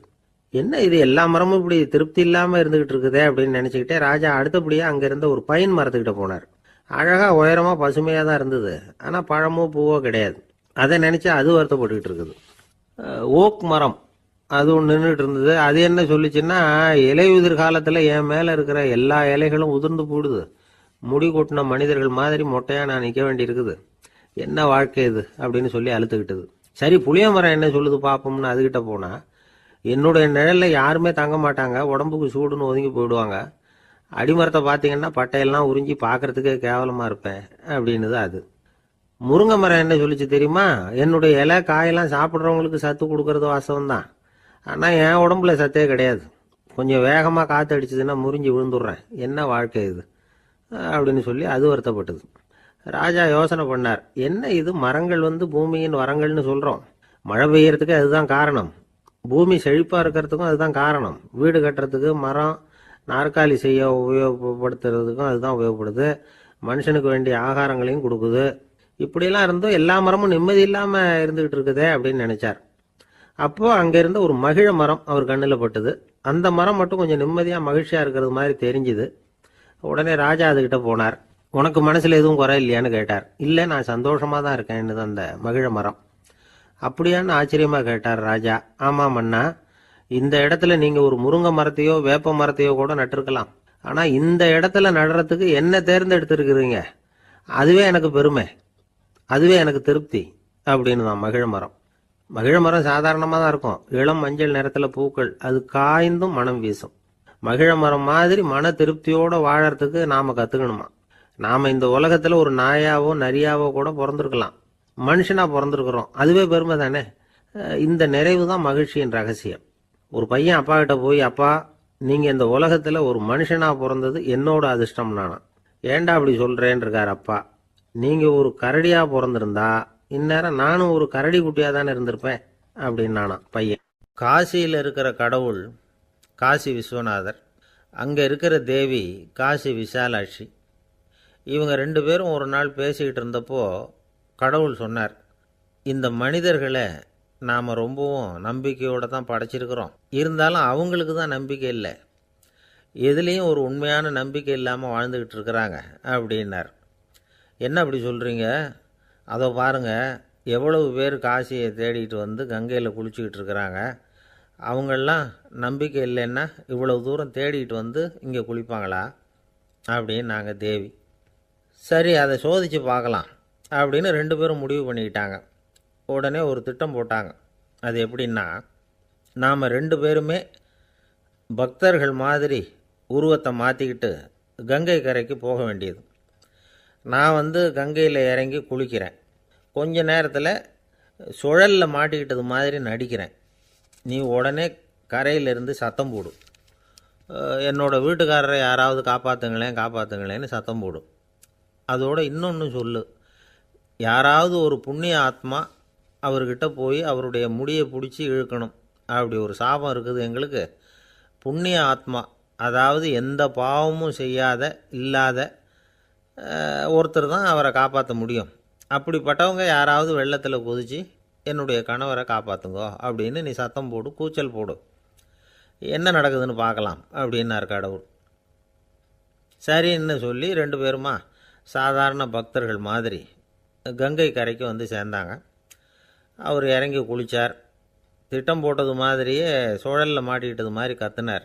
கரையில் இருந்த அந்த அம்மா, ஐயோ என் கணவரை காப்பாற்றுங்களேன், யாராவது காப்பாற்றுங்களேன்னு கத்துனாங்க. பல பேர் ஓடி வந்தாங்க. உடனே இவங்க, பாவம் இல்லாத புண்ணிய ஆத்மா ஒருத்தரால் தான் என்னுடைய கணவர் காப்பாற்றப்படணுங்கிறது விதி, அப்படி ஒரு சாபம் இருக்குது, அதனால் புண்ணிய ஆத்மா யாராவது அவர்கிட்ட போய் அவர் முடியை பிடிச்சி தூக்குனா அவரை காப்பாற்றிக்கொள்ளலாம் அப்படின்னாங்க. இவங்க இப்படி சொன்னதும் எல்லாரும் திகைச்சு போய் நின்றுட்டாங்க. ஒவ்வொருத்தருக்கும் அவங்க செஞ்ச பாவம்லாம் ஒவ்வொன்றா ஞாபகத்துக்கு வர ஆரம்பிச்சுட்டுது. சரி, இதுக்கு நாம லாயக்கு இல்லை அப்படின்னு சொல்லி ஒதுங்கி போக ஆரம்பிச்சிட்டாங்க எல்லாம். இந்த சமயத்தில் யாரோ ஒருத்தர் வேகமாக ஓடி வந்தார். ஆற்றுல குதிச்சார். அவர்கிட்ட போனார், முடியை பிடிச்சார், தூக்குனார், அவரை காப்பாற்றி கரைக்கு கொண்டுட்டு வந்துட்டார். அப்படி காப்பாற்றின அந்த ஆளை இவங்க 2 பேரும் தனியாக கூப்பிட்டுக்கிட்டு ஒரு மண்டபத்துக்கு வந்துட்டாங்க. வந்து விசாரிக்கிறாங்க. நீ யாரப்பா அப்படின்னு கேட்குறாங்க. ஏதும் தெரியாத மாதிரி. நான் இந்த ஊர் அன்ன சத்திரத்தில் வேலை செய்கிற ஒரு சமையல்காரன் அப்படிங்கிறார். நீ வந்து கங்கையில் குளிக்கிறது உண்டான்னு கேட்டிருக்காங்க. நான் இந்த ஊர்லேயே தான் இருக்கிறேன், இருந்தாலும் தினமும் கங்கையில் குளிக்கிறதில்ல, எப்பாவது ஒரு நாள் அங்கே குளிப்பேன் அப்படின்னார். கங்கையில் மூழ்கி எழுந்திரிச்சா பாவம்லாம் தொலையும்னு சொல்கிறாங்க. அப்படி இருக்கிறப்போ அங்கே இன்றைக்கி கங்கையில் குளிச்சுக்கிட்டு இருக்கிறவங்கெல்லாம் தங்களை வந்து புண்ணிய ஆத்மாவா நினைக்கல. கங்கையில் குளிக்காத நீ உன்னை வந்து புண்ணிய ஆத்மாவா நினச்சி என்னை காப்பாற்ற வந்திருக்கிற, அது எப்படி அப்படின்னு கேட்டார். அதுக்கு அந்த ஆள் சொல்கிறான், கங்கையில் குதித்ததுக்கு அப்புறம் தானே உங்களை காப்பாற்ற போகிறோம். அப்படி குதிக்கும் பொழுது என்னுடைய பாவம்லாம் போயிருக்கும்ல, நான் புண்ணிய ஆத்மாவாக ஆயிருப்பேனே, அதனால தான் துணிஞ்சு வந்து உங்களை காப்பாற்றினேன் அப்படின்னா. கடவுளும் தேவியும் அவனுக்கு வந்து காட்சி கொடுத்தாங்களாம். இப்படி ஒரு கதை உண்டு. அதாவது கங்கையில் குளிச்சுக்கிட்டு இருக்கிறவங்களுக்கே தங்களுடைய பாவம் போகுங்கிற நம்பிக்கை பரிபூர்ணமாக இல்லை. குளிக்காத ஒருத்தனுக்கு அந்த நம்பிக்கை இருந்தது. அதனால் அவனால் கடவுளை பார்க்க முடிஞ்சது. கடவுளை வந்து நாமளும் பார்க்க முடியுமா முடியாதா அப்படிங்கிற குழப்பம்லாம் நமக்கு வேண்டியதில்லை. நம்பிக்கையோடு வாழணுங்கிற உண்மையை மட்டும் இந்த கதையிலேருந்து புரிஞ்சுக்கிட்டால் போதும். ஏன்னா இந்த கதையை கேட்டுட்டு ஒரு நண்பன் குதர்க்கமாக ஒரு கேள்வி கேட்டான். ஏன் சார், கங்கையில் குளித்தா பாவம் போயிடும்னு சொல்கிறீங்களே, நான் எனக்கு வேண்டாத ஒருத்தனை அழைச்சிட்டு போய் கங்கையிலேயே தள்ளி விட்டுட்டு அதுக்கப்புறம் அங்கேயே முழுக்க போட்டுட்டு நான் செஞ்ச பாவத்தை வந்து அதுலேயே கழுவி விட்டுட்டு மறுபடியும் உங்ககிட்ட வந்துடுறேன்னு வச்சுக்கோங்க, நீங்கள் என்னை வந்து புண்ணிய ஆத்மான்னு ஏற்றுக்குவீங்களா அப்படிங்கிறான். ஆள் கொஞ்சம் ஆசைந்தான், நம்மளே அங்கே அழைச்சிட்டு போனாலும் போயிடுவான். ஒரு கடைக்கு போனேன், 5 ரூபா பணத்தை எடுத்து கொடுத்தேன். ஒரு தினசரி பத்திரிகையை கேட்டேன். அவர் உடனே அங்கே அடுக்கி வச்சிருந்த பத்திரிகையில் ஒன்று எடுத்து என் கையில் கொடுத்தார். வாங்கிக்கிட்டேன். மீதி பணத்தை எடுத்தார். அதையும் என் கையில் கொடுக்கணும்ல, கொடுக்கல. எதிரில் இருந்த பலகையில் வச்சு எடுத்துக்க சொன்னார். எப்பவும் அவர் அப்படி தான் பண்ணுவார். நானும் எடுத்துக்கிட்டு வந்துடுவேன். இவர் ஏன் இப்படி பண்ணுறாருங்கிறது எனக்கு ரொம்ப நாளாக ஒரு சந்தேகம். ஒரு நாள் அவர்கிட்டயே இதை கேட்டுவிட்டேன். ஏங்க, நீங்கள் உங்கள் கடைக்கு வந்து பொருள்கள் வாங்குறவங்களுக்கு நீங்கள் பாக்கி சில்லறையை கொடுக்குறப்போ பலகையில் வச்சு விட்றீங்க, கையில் கொடுக்க மாட்டேங்கிறீங்களே, ஏன் அப்படின்னு கேட்டேன். காசை கையில் கொடுத்தா நம்மக்கிட்ட இருக்கிற லட்சுமி போயிடுவா சார் அப்படின்னார். அதாவது பணம் செலவாயிடும் அப்படின்னு அர்த்தமா. இன்னொரு நண்பர், அவர் ஒரு நாள் வழக்கத்துக்கு மாறாக ரொம்ப சோகமாக உட்காந்துருக்கிறார். ஏங்க என்னாச்சு, ஏன் இப்படி கப்பலே கவிழ்ந்தது மாதிரி உட்காந்துருக்குறீங்க அப்படின்னு கேட்டேன். கப்பலே கவிழ்ந்திருந்தா கூட நான் இப்படி கவலைப்பட மாட்டேன் சார், வேற ஒன்று நடந்து போச்சுன்னார். என்னன்னு கேட்டேன். என் உச்சந்தலையில் பல்லி ஒன்று விழுந்துட்டுதுன்னார். அதுக்காகவா இப்படி அப்படின்னு ஆச்சரியப்பட்டேன். ஆமாங்க, பல்லி உச்சந்தலையில் விழுந்தா பலன் என்னன்னு பஞ்சாங்கத்தில் பார்த்தேன், மரணம்னு போட்டிருக்கு அப்படின்னு சொல்லிவிட்டு அவர் தொடர்ந்து கவலைப்பட ஆரம்பிச்சிட்டார். இப்படியும் ஒருத்தர், என் கூட வேலை பார்க்குற ஒருத்தர் எப்படி தெரியுமா, தினமும் வலது காலை வச்சு தான் ஆஃபீஸுக்கு உள்ளே நுழைவார். என்னைக்காவது தவறுதலாக இடது காலை வச்சு உள்ளே வந்துட்டார்னா அன்னைக்கு பூரா மனசு சங்கடப்படுவார். எந்த வேலையும் சரியாக ஓடாது. கேரம் போர்டு ஆடுற ஒருத்தர் எப்போ ஆட உட்காந்தாலும் ஸ்ட்ரைக்கரை கை தவறி கீழே விழுற மாதிரி பண்ணி அதுக்கப்புறம் அதை எடுத்துக்கிட்டு ஆட உட்காருவார். ஏன்னா எப்போ ஒரு தடவை நிஜமாவே அது வந்து கை தவறி கீழே விழுந்திருக்குது. அன்னைக்கு பிரமாதமாக ஜெயிச்சுட்டார். உடனே ஒரு முடிவுக்கு வந்துட்டார், கை தவறுனா லாபம் அப்படின்னு. அதுக்கப்புறம் அதையே பழக்கமாக்கிக்கிட்டார். பூனை குறுக்க போனால் சகனம் சரியில்லைன்னு நினைக்கிறவங்க உண்டு. ஆனால் ஒருத்தர் எப்படி தெரியுமா, அவர் வெளியில் கிளம்புற சமயம் பக்கத்து வீட்டு ரேடியோவில் மியாவ் மியாவ் பூனைக்குட்டின்னு பாட்டு சத்தம் கேட்டால் கூட போதும், சகனம் சரியில்லைன்னு பிரயாணத்தை கேன்சல் பண்ணிவிடுவார். இப்போ இவ்வளவும் எதுக்கு சொல்கிறோம்னா, அளவுக்கு மீறின சகுன நம்பிக்கைகள் இருக்கு பாருங்க, இதோட பயமும் சேர்ந்துக்கிட்டதுன்னு வச்சுக்கோங்க, இது ஒருத்தருடைய மனநிலையை பாதிச்சிடும். இது உளவியல் நிபுணர்கள் சொல்கிற கருத்து. வாழ்க்கையே தடுமாற வச்சிரும். பாதுகாப்பு இல்லாத உணர்வு, ஒரு விதமான டிப்ரெஷன் மனநிலை, இதெல்லாம் தான் இதுக்கு காரணமாக அமையலாம். சில பேர் காய்கறி நறுக்க கத்தியை கையில் எடுத்தால் கூட நேரம் சரியாக இருக்கா அப்படின்னு பார்த்துட்டு தான் வேலையை ஆரம்பிக்கிறது வழக்கம். அறிவு தான் மனசுக்கு வாத்தியாராக இருக்கணும், அப்போ தான் வாழ்க்கை நிம்மதியாக இருக்கும். அறிவு மனசு சொல்கிறபடியெல்லாம் கேட்க ஆரம்பிச்சுட்டுதுன்னா இடைஞ்சல் தான். ஒருத்தருக்கு 7ஆம் நம்பர் தான் ராசியான நம்பராம். 7ஆம் தேதி தான் எந்த காரியத்தையும் ஆரம்பிப்பாராம். 7 எழுத்து வர்றது மாதிரி பேரை மாற்றி வச்சுக்கிட்டார். 7 மணிக்கு தான் தினமும் எழுந்திருப்பார். 7ஆம் நம்பர் வீட்டில் தான் குடியிருக்கார். கல்யாணம் கூட 7ஆம் தேதி தான் பண்ணிக்கிட்டார். அவர் ஒரு நாள் குதிரை பந்தயத்துக்கு போனாராம். குதிரையோட பேரையெல்லாம் பார்த்தார். ஒரு குதிரையோட பேர் 7 எழுத்தில் அமைஞ்சிருந்தது. 7 தானே இவருக்கு அதிர்ஷ்ட நம்பர். அதனால் உடனே அது பேரில் பணத்தை கட்டினார். பந்தயம் நடந்தது. என்ன சார் ஆச்சுன்னு கேட்டாங்க. நான் பணம் கட்டின அந்த என்னோட குதிரை 7ஆவதாக சேர்ந்தது சார் அப்படின்னாராம் சோகமா. ஒரு ஊரில் ஒரு இளைஞன் இருந்தான். ஒரு நாள் அவன் ஒரு குருவை தேடிக்கிட்டு புறப்பட்டான். ஊரை விட்டு வெளியில் போனான். போகிற வழியில் ஒரு காடு. அந்த காட்டில் ஒரு மரத்தடியில் ஒரு பெரியவர் உட்காந்துருக்கிறார். அமைதியாக மௌனமாக அவர் அமர்ந்திருக்கிறார். இந்த பெரியவரை விசாரிக்கலாம், குருவை தேடி கண்டுபிடிக்கிறதுக்கு இவர் ஏதாவது ஒரு வழி சொல்லி கொடுப்பார் அப்படின்னு நினச்சிக்கிட்டு அவரை நெருங்கினான். ஐயா, எனக்கு ஒரு குரு தேவை, எங்கே கிடைப்பார், அவரை எப்படி அடையாளம் கண்டுபிடிக்கிறது, அதை பற்றி ஏதாவது விவரம் சொன்னீங்கன்னா நான் கண்டுபிடிச்சிக்குவேன் அப்படின்ட்டுருக்கான். பெரியவர் நிமிர்ந்து பார்த்தார். தம்பி, அது ரொம்ப சுலபம். அவர் வயசானவராக இருப்பார். என்னை விட சுமார் 30 வயசு அதிகமாக இருக்கும். அவர் ஒரு மரத்தடியில் தான் உட்காந்துருப்பார் அப்படின்ட்டுருக்கான். சரிங்க பெரியவரே, அது என்ன மாதிரியான மரம், எப்படி இருக்கும் அப்படின்னு கேட்டிருக்கான். பெரியவர் அந்த விவரங்களையும் சொல்லியிருக்கிறாரு. அது மட்டும் இல்லை, சந்திக்கிற நாள், நேரம், வினாடி முதற்கொண்டு எல்லா விவரங்களையும் துல்லியமாக சொன்னாராம். இவ்வளவு விவரங்களை இவரால் எப்படி சொல்ல முடியுது அப்படின்னு இவனுக்கு ஆச்சரியம். இருந்தாலும் அந்த பெரியவர் கடைசியாக ஒரு விவரம் சொன்னார். அது என்ன தெரியுமா, எப்படியும் நீ அவரை சந்திக்கிறதுக்கு ஒரு 30 வருஷம் ஆகும் அப்படின்னு சொல்லிவிட்டாராம். ரொம்ப நன்றிங்க பெரியவரே அப்படின்னு சொல்லிவிட்டு அந்த இளைஞன் புறப்பட்டுருக்கான். இப்போ அவனுக்கு குரு பற்றின விவரம் எல்லாம் கிடச்சிட்டுது, சந்திக்கிற நேரமும் தெரிஞ்சுட்டுது. ஆனால் 30 வருஷம் அவரை தேடி அலைய வேண்டியிருக்குமே. அவன் தேட ஆரம்பித்தான். காடு மலை எல்லாம் சுற்றி அலைஞ்சான். பல வருஷங்கள் தேடினான். அழுத்து போயிட்டான். கடைசியில் அவனுக்கும் வயசாகிட்டுது. கடைசியில் தன்னுடைய சொந்த ஊருக்கே திரும்பி போய்கிட்டு இருந்தான். அங்கே ஒரு மரத்தடியில் அவன் தேடிக்கிட்டு இருந்த குருநாதர் கிடைச்சார். யார் அவருன்னா, 30 வருஷத்துக்கு முன்னாடி வழி சொல்லி கொடுத்தாரில்ல அதே பெரியவர். அவருக்கு இப்போ 30 வயசு அதிகமாக இருந்தது. அதே மரம். அன்னைக்கு பெரியவர் சொன்ன அடையாளம் இப்போ பொருத்தமாக இருந்தது. இப்போ அந்த பெரியவர் சொன்னார், சரியாக சேர்ந்துட்டேன், வா, உனக்காக தான் நான் இவ்வளவு காலமும் காத்துக்கிட்டு இருந்தேன் அப்படின்னாராம். என்ன சொல்கிறீங்கன்றிருக்கான். 30 வருஷத்துக்கு முன்னாடி என்கிட்ட வந்தியே, அப்போவே என் காலம் முடிஞ்சு போயிருந்தது. அப்போவே என்ன உனக்கு அடையாளம் தெரியல, அதனால் இவ்வளவு காலம் உனக்காக காத்துட்ருக்கும்படி ஆகிட்டுது அப்படின்னாராம். ஐயா, அப்போவே நீங்கள் சொல்லியிருக்கலாமே, இதுதான் 30 வருஷம் கழித்து நீ சந்திக்க போகிற இடம், நான் தான் உன்னுடைய குரு அப்படின்னு சொல்லியிருக்கலாமே அப்படின்ட்டுருக்கான். அந்த பெரியவர் சிரிச்சுக்கிட்டே இதுக்கு பதில் சொன்னாராம். நான் எவ்வளவோ விவரமாக தான் சொன்னேன், நீ சரியாக புரிஞ்சிக்கல. காரணம், அப்போது நீ போதுமான அளவுக்கு பக்குவம் பெற்றிருக்கவில்லை. அதனால் புரியும் சக்தி இல்லாமல் போயிட்டுதப்போ 30 ஆண்டு காலம் நீ அலைஞ்சி தெரிஞ்சிருக்கிற. அது காரணமாக இப்போ உனக்கு அந்த பக்குவம் வந்துட்டுது. அதனால தான் அடையாளம் காண முடிஞ்சுது. நானே உன்னுடைய குரு அப்படின்னாராம். இதிலேருந்து என்ன தெரியுதுன்னா, ஆன்மீகத்தில் மாணவனாக சேர்றதுக்கு கூட ஒரு பக்குவத்தன்மை தேவைப்படுது. ஒரு பெரிய ஞானி, அவர்கிட்ட சீடனாக இருக்க ஒருத்தன் வந்தான். எதிரில் நின்னான். ஞானி அவனை வெகு நேரம் உற்று பார்த்தார். அப்புறம் சொன்னார், சீடனாக இருக்கிறது ரொம்ப சிரமம்னார். நான் தயாராக இருக்கிறேன்னா. அது இன்னமும் சிரமமாச்சே, இங்கே குருவாக இருக்கிறது மட்டுமே சுலபம் அப்படின்னாராம். அப்படின்னா நான் குருவாகவே ஆகிடுறேன் அப்படின்னானா. இது போலவே இந்த காலத்தில் கதை ஒன்று உண்டு. ஒரு பள்ளிக்கூடத்தில் வகுப்பு ஆசிரியர் மாணவனை திட்டிக்கிட்டு இருந்தார். டேய், நீ 100க்கு 10 மார்க்கு தான் வாங்கிக்கிட்டு இருக்க. இவ்வளவு மோசமாக நீ படித்தா கடைசியில் மாடு மேய்க்கிறது கூட லாய்க்கு இல்லாதவனா ஆகிடுவேன். அதுக்கப்புறம் என்ன செய்ய போகிறேன் அப்படின்னாராம். பையன் தலையை சொரிஞ்சிக்கிட்டே சொன்னானா, சார் அப்படின்னா ஒன்று செய்கிறேன் அப்படின்னானா. இவர் கேட்டிருக்கார், என்ன செய்ய போகிறேன்னு. வேறு என்ன சார், உங்களை மாதிரி ஒரு ஆசிரியர் ஆகிடுறேன் அப்படின்னான். துருக்மேனியாவில் அஷ்காபாத் அப்படின்னு ஒரு நகரத்தில் ஒரு புவியியல் விஞ்ஞானி இருந்தார். அவர் ஒரு நாய்க்குட்டி வளர்த்தார். ஒரு நாள் முன்னிரவு நேரம் ஒரு மேஜைக்கு முன்னாடி உட்காந்து அந்த விஞ்ஞானி ஏதோ கணக்கு போட்டுக்கிட்டு இருக்கிறார். அவருக்கு ஒரு சின்ன பெண் குழந்தை, அது தொட்டிலில் தூங்கிட்டு இருக்குது. அந்த நாய்க்குட்டியும் ஒரு மூலையில் படுத்து அது பாட்டுக்கு தூங்கிட்டு இருந்தது. ஒரே அமைதி.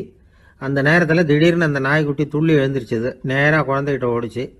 அந்த குழந்தைய அது போட்டிருந்த ட்ரெஸ்ஸோடு சேர்த்து கவ்வி தூக்குச்சு. தூக்கிக்கிட்டு வாசல் பக்கம் ஓடிச்சு. நாய்க்குட்டி குழந்தைய கவ்வி தூக்க முடியுமாங்கிற சந்தேகம் உங்களுக்கு இல்லையா? நீங்கள் நம்ம ஊர் நாய்க்குட்டியவே பார்த்து பழக்கப்பட்டிருக்கீங்க. அதனால் நம்புறதுக்கு சிரமமாக இருக்கும். அந்த ஊர்ல எல்லாம் அது ரொம்ப ஸ்ட்ராங்காக இருக்கும். ஒரு ஏதோ கண்ணுக்குட்டி மாதிரி இருக்கும். விஞ்ஞானி அதை பார்த்துட்டார். உடனே அந்த நாய்க்கு வெறி பிடிச்சிட்டுதுன்னு முடிவு பண்ணிட்டு தன்னோட கை துப்பாக்கி எடுத்துக்கிட்டு ஓடி வந்தார். அவர் வெளியில் நாய்க்குட்டி எங்கே அப்படின்னு பார்த்து தேடுறார். அந்த நேரத்தில் அந்த வீடு இடிஞ்சு விழுது. காரணம் பூமி அதிர்ச்சி. இப்படி பூமி அதிர்ச்சி உண்டாக போகுதுங்கிறது அந்த நாய்க்குட்டிக்கு முன்னாடியே தெரிஞ்சு போச்சு. அதுதான் குழந்தைய தூக்கிட்டு வெளியில் ஓடி வந்திருக்குது. அது மூலமாக அந்த குடும்பத்தையே காப்பாற்றி இருக்குது அந்த நாய்க்குட்டி. இந்த சம்பவம் நடக்கிறதுக்கு 3 நாளைக்கு முன்னாடியே சில பிராணிகளுக்கு இப்படி நடக்க போகுதுங்கிறது தெரிஞ்சிருக்குதான். ஆமாம், அந்த நகரத்தில் 3 நாளைக்கு முன்னாடியே பாம்பு, பல்லி இதெல்லாம் அது தங்கியிருந்த வலையை விட்டு வெளியில் ஓடி வந்துட்டுது. அதே மாதிரி அங்கே இருந்த புறாவெல்லாம் பறந்து போயிடுச்சான். இதே மாதிரி யுகோஸ்லோவியாவில் கூட ஒரு நகரம், அங்கே ஒரு நாள் ராத்திரி ஒரு மிருக காட்சி சாலையில் திடீர்னு ஒரு பெரிய கலவரம், கூச்சல், குழப்பம். அங்கே இருந்த கழுதை, புலி, யானை, பறவை எல்லாம் கண்ணாபின்னான்னு கத்த ஆரம்பிச்சுட்டுது. நீர் யானை அதுக்குன்னு போடப்பட்டிருந்த தடுப்பையே தாண்டி குதிச்சு வெளியில் வந்துட்டு தான். மறுநாள் தான் எல்லாருக்கும் விஷயம் புரிஞ்சுது. அடுத்த நாள் காலையில் அங்கே பூமி அதிர்ச்சி உண்டாயிட்டுது. இப்போ பாருங்க, அதாவது மனுஷனை போய் தீர்க்க தரிசி அது இதுன்னு சொல்லிட்டு இருக்கிறோம். இவனை விட அது பரவாயில்லைன்னு தோணுது. அதாவது மிருகங்கள் ஒன்று நடக்க போகுதுங்கிறத முன்னாடியே புரிஞ்சுக்குதே. சரி, இதெல்லாம் எப்படி அது முன்கூட்டி புரிஞ்சுக்குது? அதுதான் படைப்பு ரகசியம். அதை கண்டுபிடிக்கிறதுக்கு தான் மனுஷன் ஆராய்ச்சி பண்ணிட்டு இருக்கிறான். விஞ்ஞானிகளோட ஆராய்ச்சியெல்லாம் ஒரு பக்கம் இருக்கட்டும், வீட்டுக்குள்ளேயே சில ஆராய்ச்சி பண்ணி பாருங்களேன். இப்போ சில யோசனை சொல்லி அதை சோதனை பண்ணி பாருங்க அப்படின்னு ஒருத்தர் சொன்னாராம். அதாவது இப்போ மழை வருமா வராதா அப்படின்னு தெரிஞ்சுக்கணுமா, உடனே ஒரு பூனைக்குட்டி பின்னாடியே மெதுவாக போய் அது என்ன செய்யுதுன்னு கவனித்து பார்க்கணும். பூனைக்குட்டி தன்னோட பாதத்தினால சுகத்தில் அப்படி கீறிக்கிட்டு இருக்கும். அப்படி கீறினா கண்டிப்பாக மழை வரும். சில சமயம் பூனைக்குட்டி அப்படி மல்லாந்து படுத்துக்கிட்டு பாதத்தை உயர தூக்கும், அப்படியும் புரளும். இப்படி செஞ்சதுன்னா அன்னைக்கும் மழை இருக்காது. அதனால் முன்னாடி இருந்தது மழை வர்றதுக்கு அறிகுறி, இது மழை இல்லைங்கிறதுக்கு அறிகுறி. பறவைகள், பிராணிகள் இதுகளோட நடவடிக்கைகளை பார்த்துட்டு அதையெல்லாம் அடிப்படையாக வச்சு தான் காலநிலையை கண்டுபிடிக்கிற கருவிகளை கண்டுபிடிச்சிருக்கிறாங்க. வாத்து இருக்குல்ல, சில சமயம் தன்னோட அழகை தன்னோட இறகுகளில் அப்படியே புதைச்சிக்கும். அப்படி செஞ்சால் குளிர்காலம் வரப்போகுதுன்னு அர்த்தம். பருவநிலை குளிராக மாறப்போகுதுங்கிறதுக்கு இதுதான் அறிகுறி. சிட்டுக்குருவி இருக்குதுல்ல, அதெல்லாம் புழுதியில் உழுந்து புரளும். சிறகுகளை படபடன்னு அடிச்சுக்கும். அப்படி செஞ்சால் மழை வரப்போகுதுன்னு அர்த்தம். ஒன்று மட்டும் நாம் நல்லா தெரிஞ்சுக்கணும். இயற்கையின் சீற்றம்னு சொல்கிறோம் இல்லையா, இயற்கை ஏன் நம்ம மேலே கோவப்படுது? இயற்கையை நாம் அனுசரித்து போகிறதில்ல, அதனால் கோவப்படுது. காடுகளை அழிக்கப்படாது, விலங்குகளை கொல்லக்கூடாது, இயற்கை ஏற்படுத்தி வச்சிருக்கிற சமநிலையை கெடுக்கக்கூடாது. அதை புரிஞ்சுக்கிட்டு வாழ்ந்தோம்னா பூமியும் நடுங்காது, நாமளும் நடுங்க வேண்டிய அவசியம் இருக்காது. ஒருத்தர் இருந்தார், சாராய கடைக்கு போனாராம். நிறைய சாப்பிட்டார். அப்புறம் சொன்னார், இது ரொம்ப அற்புதமான சரக்கு போல இருக்கு. உள்ளே போன உடனே இந்த பூமியே நடுங்கிறது மாதிரி இருக்கு எனக்கு அப்படின்னாராம். இதுக்கு கடைக்காரர் சொல்லியிருக்கார், நீங்கள் சாப்பிட்டது வெறும் பச்சை தண்ணி தாங்க, இப்போ ஏற்பட்டிருக்கிறது நிஜம் பூமி அதிர்ச்சி அப்படின்னாராம். ஒரு விவசாயி விதைக்கிறதுக்காக வயல்வெளி பக்கம் போகிறார். விதைகளை அள்ளி வீசினார். அப்போ என்ன ஆச்சுன்னா, சில விதைகள் பாதை ஓரத்தில் விழுந்தது. சில விதைகள் முள் செடிகள் மண்டி இருந்த புதருக்கு இடையில விழுந்தது. சில விதைகள் நல்ல நிலத்தில் விழுந்தது. பாதை ஓரத்தில் விழுந்த விதை என்ன ஆச்சுன்னா, அதெல்லாம் பறவைகள் கண்ணில் போட்டுவிட்டுது. உடனே உட்காந்து கொத்தி தின்னுட்டு போட்டுது. அதிகமாக மண் இல்லாத பாறை பகுதியில் விழுந்த விதையெல்லாம் லேசாக வேர் விட்டு முளைக்க ஆரம்பிச்சிது.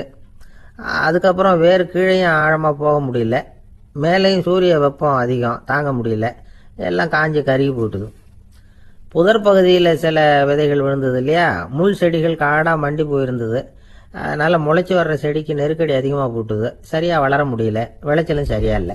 நல்ல நிலத்தில் விழுந்த விதைகள் மட்டும் நல்லா முளைச்சிது, நல்லா வளர்ந்தது, விளைச்சலும் பிரமாதமாக இருந்தது.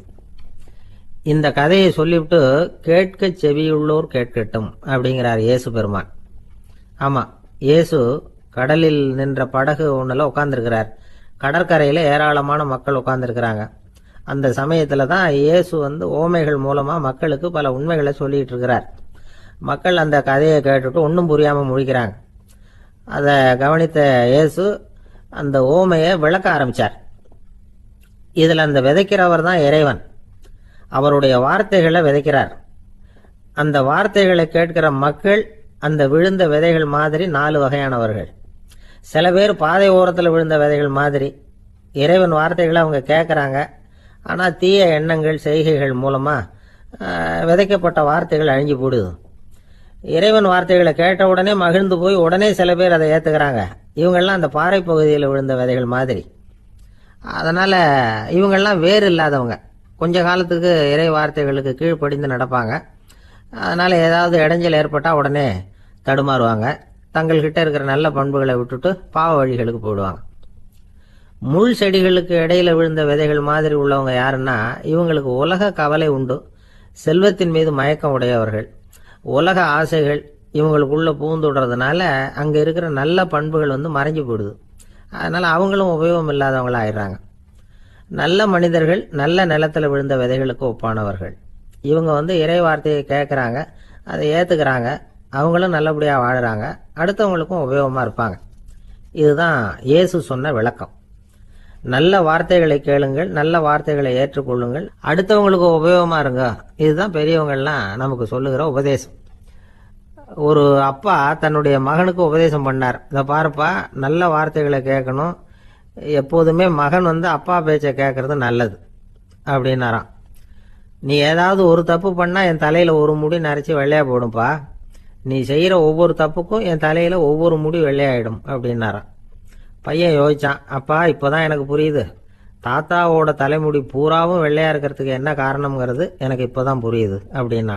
ஜவஹர்லால் நேரு பிரதமராக இருந்த சமயம் அவர் ஒரு தடவை சென்னைக்கு வந்திருக்கிறார். இங்கே சில முக்கிய நிகழ்ச்சிகளில் கலந்துக்கிறதுக்காக வந்திருந்தார். ஆளுநர் மாளிகையில் ஒரு நாள் ராத்திரி தங்கி மறுநாள் புதுடெல்லி புறப்படுறதாக ஏற்பாடு. நிகழ்ச்சியிலெல்லாம் முடிச்சுக்கிட்டு ஆளுநர் மாளிகையில் தங்கி இருக்கிறார். அன்றைக்கு இரவு படிக்கிறதுக்கு ஒரு முக்கியமான புத்தகம் அவருக்கு தேவைப்பட்டது. அந்த சமயத்தில் உலக அளவில் ஒரு முக்கியமான பொருளாதாரம் சம்பந்தமான ஒரு புத்தகம் வெளியாகி இருக்கிற விஷயம் அவருக்கு தெரியும்.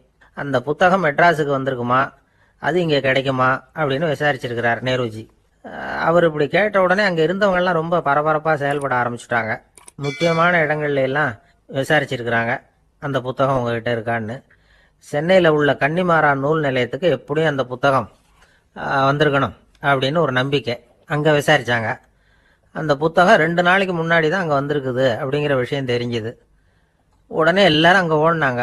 அவங்களுக்கு இன்னொரு சந்தேகம், புத்தகம் வந்திருக்கு சரி, அது இந்த சமயத்தில் வேற யாரும் படிக்கிறதுக்கு எடுத்துகிட்டு போயிருக்கக்கூடாதே அப்படிங்கிற சந்தேகம் இருந்தாலும் மனசுக்குள்ள ஒரு தைரியம். இப்படி ஒரு புத்தகம் வெளிவந்திருக்கிற விஷயமே நேருஜி சொல்லி தான் நமக்கே தெரியும். அதுவும் இல்லாமல் உலக பொருளாதாரம் சம்பந்தமான ஏதோ ஒரு புத்தகம் அது. அதை போய் இந்த நேரத்தில் அவ்வளவு ஆர்வமாக யார் எடுத்துகிட்டு போயிட போகிறாங்க அப்படிங்கிற தைரியம். இந்த தைரியத்தோடு அந்த நூல் நிலையத்துக்கு ஓடினாங்க. புத்தகத்தை தேடினா அது கிடைக்கல, யாரோ எடுத்துகிட்டு போயிருக்கிறாங்க. நேருவுக்கு மட்டுமே தெரிஞ்சிருந்த அந்த புத்தகம் பற்றின விஷயம் சென்னையில் வேற ஒருத்தருக்கும் தெரிஞ்சிருக்குது. உடனே எல்லாரும் பரபரப்பா அந்த அதுக்குன்னு இருக்கிற ரிஜிஸ்டர் இருக்குல்ல, பதிவேடு, அதை புரட்டி பார்க்குறாங்க யார் எடுத்துகிட்டு போகிறாங்கன்னு தெரிஞ்சுக்கிறதுக்காக. எடுத்துகிட்டு போனவங்க அதில் கையெழுத்து போட்டிருப்பாங்கல்ல, அதை பார்த்து யாருன்னு தெரிஞ்சுக்கலாம் அப்படிங்கிறதுக்காக தான் அதை புரட்டுறாங்க. அதோ அந்த புத்தகத்தோட பேர் பக்கத்தில் அதை எடுத்துக்கிட்டு போனவங்க கையெழுத்து உத்து பார்க்குறாங்க எல்லாரும். அதில் போட்டிருக்குது பேர் CN அண்ணாதுரை அப்படின்னு எழுதியிருந்தது. அவர் தான் பேரறிஞர் அண்ணா. நேரு படிக்க விரும்பின ஒரு புத்தகத்தை அதே நேரம் படிக்க விரும்பின இன்னொரு தலைவர் இவர். படிக்கிறதுல அவருக்கு இருந்த ஆர்வத்தை நாம் தெரிஞ்சுக்கணும்னா அதுக்கு எவ்வளவோ சம்பவங்கள் இருக்குது. கடைசி காலத்தில் அவர் அடையார் மருத்துவமனையில் படுத்திருக்கிறார். அவருக்கு ஒரு முக்கியமான அறுவை சிகிச்சை செய்ய வேண்டியிருக்குது அவசரமாக. அமெரிக்காவிலேருந்து டாக்டர் மில்லர் வந்திருக்கிறார். அவர்கிட்ட கேட்குறார், டாக்டர் நாளைக்கே அறுவை சிகிச்சை செய்ய போகிறீங்களா அப்படின்னு. ஆமாங்கிறார் டாக்டர் மில்லர். நாளைக்கு மறுநாள் செஞ்சுக்கிறேனே அப்படின்னாரான் அண்ணா. ஏன் ஏதாவது நாள் பார்க்குறீங்களான்னு கேட்டிருக்கார். இல்லை, ஒரு புத்தகத்தை படிச்சுக்கிட்டு இருக்கிறேன், அதை நாளைக்குள்ளே முடிச்சிருவேன், அதுக்கப்புறம் நான் இறந்தாலும் கவலை இல்லை அப்படின்னாரான் இவர். அவர் தான் அறிஞர் அண்ணா. சங்ககால நூல்கள்லேருந்து சமீபத்தில் வந்த நூல்கள் வரைக்கும் எல்லாம் அவர் படிச்சிருக்கிறார். ஒரு திருமண விழாவில் அவர் பேசும்பொழுது சொன்ன விஷயம் இது. சங்க காலத்தில் காதலியை மணக்க விரும்புகிறவனுக்கு அவனுடைய தந்தை வீர சோதனைகள்லாம் வைப்பார். போய் புலிப்பல் கொண்டுக்கிட்டு வா, அப்போ தான் என் பொண்ணை கொடுப்பேன் அப்படின்னு சொல்லுவார். காதலன் உடனே காட்டுக்கு போவான், ஒரு புலியை கொன்று அதனுடைய பல்லை கொண்டுகிட்டு வருவான். அதை வீர பதக்கத்தில் பதிச்சு அவனுக்கு மாமனார் சூட்டுவார் கல்யாண சமயத்தில். இப்போலாம் காதலன் கிட்ட அப்படி சொல்ல முடியாது. இப்போலாம் காதலன் கிட்ட காட்டுக்கு போய் புலிப்பல் கொண்டுகிட்டு வான்னு யாராவது சொன்னால் புலி தான் மாப்பிள்ளையாக வந்து சேரும் அப்படின்னா. வாழ்க்கையில் சில சந்தர்ப்பங்களில் நாம் சில அவமானங்களை சந்திச்சே தீர வேண்டியிருக்கு. என்ன பண்ணுறது, காலம் அப்படி. அவமானப்படுறவங்க உடனே அடங்கி போயிடுறது தான் உலக வழக்கம். அவமானப்பட்டால் உடனே சீறி எழறவங்களும் உண்டு. ஆனால் அதையே ஒரு சவாலாக எடுத்துக்கிட்டு முன்னுக்கு வர்றவங்களும் சில பேர் இருக்கிறாங்க. அவங்க ரொம்ப அபூர்வம். இன்றைக்கி மனோதத்துவ நிபுணர்கள்லாம் என்ன சொல்கிறாங்க தெரியுமா? அவமானப்பட்டுட்டா உடனே அடங்கி போயிடக்கூடாதான். அதையே ஒரு சவாலாக எடுத்துக்கிட்டு மனசில் ஒரு வைராக்கியத்தோடு முயற்சி பண்ணினா வாழ்க்கையில் எல்லாரும் முன்னேறலாமா. அவமானங்கிறத நாம் வைராக்கியமாக மாற்றிக்கணும். அதுதான் வெற்றிக்கு வழி. ராமர் இந்த பூமியில் பிறந்ததே ஒரு வைராக்கியத்தினால தான் சார் அப்படின்னார் ஒருத்தர். எப்படிங்க அது அப்படின்னு கேட்டேன். அவர் சொன்னார், தசரதருக்கு ராமர் குழந்தையாக பிறக்கணும், அப்போ தான் இங்கே இருக்கிற கஷ்டங்கள்லாம் நீங்கும் அப்படின்னு சர்வ லோகமும் எதிர்பார்த்துக்கிட்டு இருக்குது. ஆனால் அவர் எப்போ பிறப்பார் அப்படின்னு யாருக்கும் தெரியல. அந்த காரியம் சீக்கிரம் நடக்கணுமே, அதுக்கு என்ன பண்ணுறது? நாரதர் வந்தார் ஒரு நாள் தசரதரை தேடி. தசரதா, உனக்கு ஒரு செய்தி தெரியுமான்னு ஆரம்பித்தார். அவர் எப்பவும் இப்படித்தானே ஆரம்பிக்கிறது வழக்கம். என்ன விஷயம்னு கேட்டார் தசரதர். தசரதா, நீ அடிக்கடி உன்னோட தேரில் ஏறிக்கிட்டு தேவலோகத்துக்கு போகிற, அங்கே போகிற வர்ற எல்லாம் பண்ணிகிட்ருக்க, எல்லாம் சரி. தேவலோகத்துலேயும் உன்னை நல்லபடியாக தான் வரவேற்கிறாங்க. தேவேந்திரன் உன்னை பிரியமாக அழைச்சிட்டு போய் தன்னுடைய அரியாசனத்திலேயே தனக்கு பக்கத்திலேயே உட்கார வைக்கிறான். நீயும் சந்தோஷமாக உட்காந்து பேசிவிட்டு வந்துடுற. ஆனால் நீ இங்கே வந்ததுக்கு அப்புறம் அங்கே என்ன நடக்குது தெரியுமா உனக்கு அப்படின்னாரான் நாரதர். என்ன நடக்குது எனக்கு ஒன்றும் தெரியலையே அப்படின்னாரான் தசரதர். நாரதர்கிட்ட கிட்டத்தில் கேட்டிருக்கார், கொஞ்சம் சொல்லுங்கள் என்னது அப்படின்னு. அவர் நெருங்கி வந்தாரான் நாரதரும். மெதுவாக அவர் காதோட காதாக சொன்னாராம். அதாவது நம்ம பாஷையில் சொல்லப்போனால் பற்ற வைக்கிறார். நீ அங்கே தேவேந்திரங்கிட்ட உட்காந்து பேசிவிட்டு வந்த பிறகு நீ அங்கே உட்காந்துருந்த அரியாசனத்தை தண்ணி ஊற்றி கழுவி சுத்தப்படுத்துகிறாங்க. நீ என்ன அந்த அளவுக்கு சுத்தம் இல்லாத ஆளா? தினம் குளிக்காமையாக இருக்கிற அப்படின்னாராம். தசரதருக்கு இது ரொம்ப அவமானமாக போயிட்டுது. அப்படியே செய்கிறாங்க அப்படின்னாராம். ஆமாம், நீ வேணும்னா நான் சொல்கிறது உண்மையா இல்லையா அப்படின்னு சோதனை பண்ணி பார்த்துக்கோ அப்படின்னாரான் நாரதர். உடனே தசரதர் இதுக்காகவே புறப்பட்டு தேவலோகம் போனார். அங்கே வழக்கம் போலவே இவரை கூப்பிட்டு உட்கார வச்சு பேசிக்கிட்டு இருந்தான் தேவேந்திரன். கொஞ்ச நேரம் பேசிக்கிட்டு இருந்துட்டு சரி நான் கிளம்புறேன்னு புறப்பட்டார். சரி, அவனும் வாசல் வரைக்கும் வழி அனுப்பி வச்சுட்டு உள்ளே போயிட்டான். தசரதர் வெளியில் கொஞ்சம் நேரம் மறைஞ்சி இருந்துட்டு மெதுவாக உள்ளே எட்டி பார்த்தார் என்ன நடக்குதுன்னு. நாரதர் சொன்னது உண்மைதான். தசரதர் உட்காந்துருந்த ஆசனத்தை அங்கே 2 தேவர்கள் கழுவி சுத்தப்படுத்திக்கிட்டு இருக்கிறாங்க. தசரதரால் இதை தாங்கிக்க முடியல. அவருக்கு ரொம்ப அவமானமாக போச்சு. நேராக கிடுகிடுன்னு தேவேந்திரங்கிட்டே போனார். நான் உட்காந்துருந்த இருக்கையே சுத்தம் பண்ணுறியே, நான் என்ன அந்த அளவுக்கு பாவியா அப்படின்னு கேட்டார். ரொம்ப கோபமாக கேட்டார். தசரதரே, மனுஷனுக்கு 3 கடன்கள் உண்டு. தேவகடன், ரிஷி கடன், பித்ரு கடன். இதை தீர்க்காதவன் பாவியாகிறான். இதில் மகனை பெறுவதால் தான் பித்ருக்கடன் தீரும். உனக்கு மகன் கிடையாது, அதனால் நீ பாவியாகிற. பாவி உட்காந்துருந்த இடம்ங்கிறதுனால அதை சுத்தம் செய்ய வேண்டியது எங்கள் கடமை அப்படின்னு நானும் தேவேந்திரன். இந்த இடத்துல தசரதருக்கு ஏற்பட்ட அவமானம் ஒரு வைராக்கியமாக மாறிச்சு.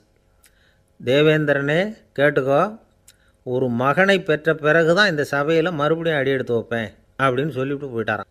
போய் புத்திர காமேஷ்டி யாகம் பண்ணார். புத்திரர்கள் பிறந்தார்கள். இந்த கதையில் உள்ள கருத்து என்னென்னா, தேவேந்திரன் தசரதரை அப்படி அவமானப்படுத்தலைன்னா அவருக்கு இப்படி ஒரு வைராக்கியம் பிறந்திருக்குமா? யோசித்து பார்க்கணும். நமக்கு ஏற்படுகிற சில அவமானங்களையும் வைராக்கியமாக மாற்றிக்குவோம். அப்படி மாற்றிக்கிட்டோம்னா வாழ்க்கையில் முன்னேறலாம். நம்ம ஆளுங்க சில பேர் அவமானத்தை வைராக்கியமாக மாற்றிக்கிறது எப்படி தெரியுமா? நம்மக்கிட்ட ஒரு பையன் சொன்னான், எங்கள் அப்பா என்னை எல்லாருக்கும் முன்னாடி வச்சு திட்டிவிட்டார், பொறுப்பு இல்லாமல் ஊர் சுற்றுறேன்னு சொல்லி அவமானப்படுத்தி விட்டார். இனிமேல் நீ என் முகத்திலேயே முழிக்காதரா போடான்னு வேறு சொல்லிவிட்டார். எனக்கு ரோஷம் வந்துட்டுது. அந்த அவமானத்தை வைராக்கியமாக மாற்றிக்கிட்டேன். அன்னையிலேருந்து அவர் முகத்திலேயே முழிக்கிறது இல்லை அப்படின்னா. அப்படியான்னு கேட்டோம்.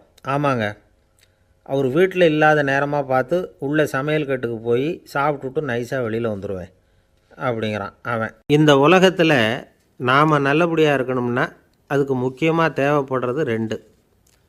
ஒன்று செல்வம், இன்னொன்று அறிவு. சரி, இது ரெண்டில் சிறந்தது எது அப்படின்னு ஒரு கேள்வி கேட்டால் என்ன பதில் சொல்கிறது? இதே கேள்வியை ஹஸ்ரத் அலி அவர்கள்கிட்ட கேட்டாங்களாம். அவர் ஒரு பெரிய அறிஞர். கேள்வி கேட்டவங்களும் சாதாரண ஆட்கள் இல்லை, இவங்களும் அறிஞர்கள். ஒரு நாள் ஹஸ்ரத் அலி அவர்கள்கிட்ட 10 அறிஞர்கள் வந்தாங்களாம். ஐயா, நாங்கள் 10 பேரும் உங்ககிட்ட ஒரே கேள்வியை தான் கேட்க வந்திருக்கிறோம், ஆனால் எங்கள் 10 பேருக்கும் நீங்கள் தனித்தனியாக பதில் சொல்ல முடியுமா அப்படின்னு கேட்டிருக்காங்க. அதாவது அவங்க ஒரே கேள்விக்கு இவர்கிட்ட இருந்து 10 விதமான பதில் எதிர்பார்க்குறாங்க.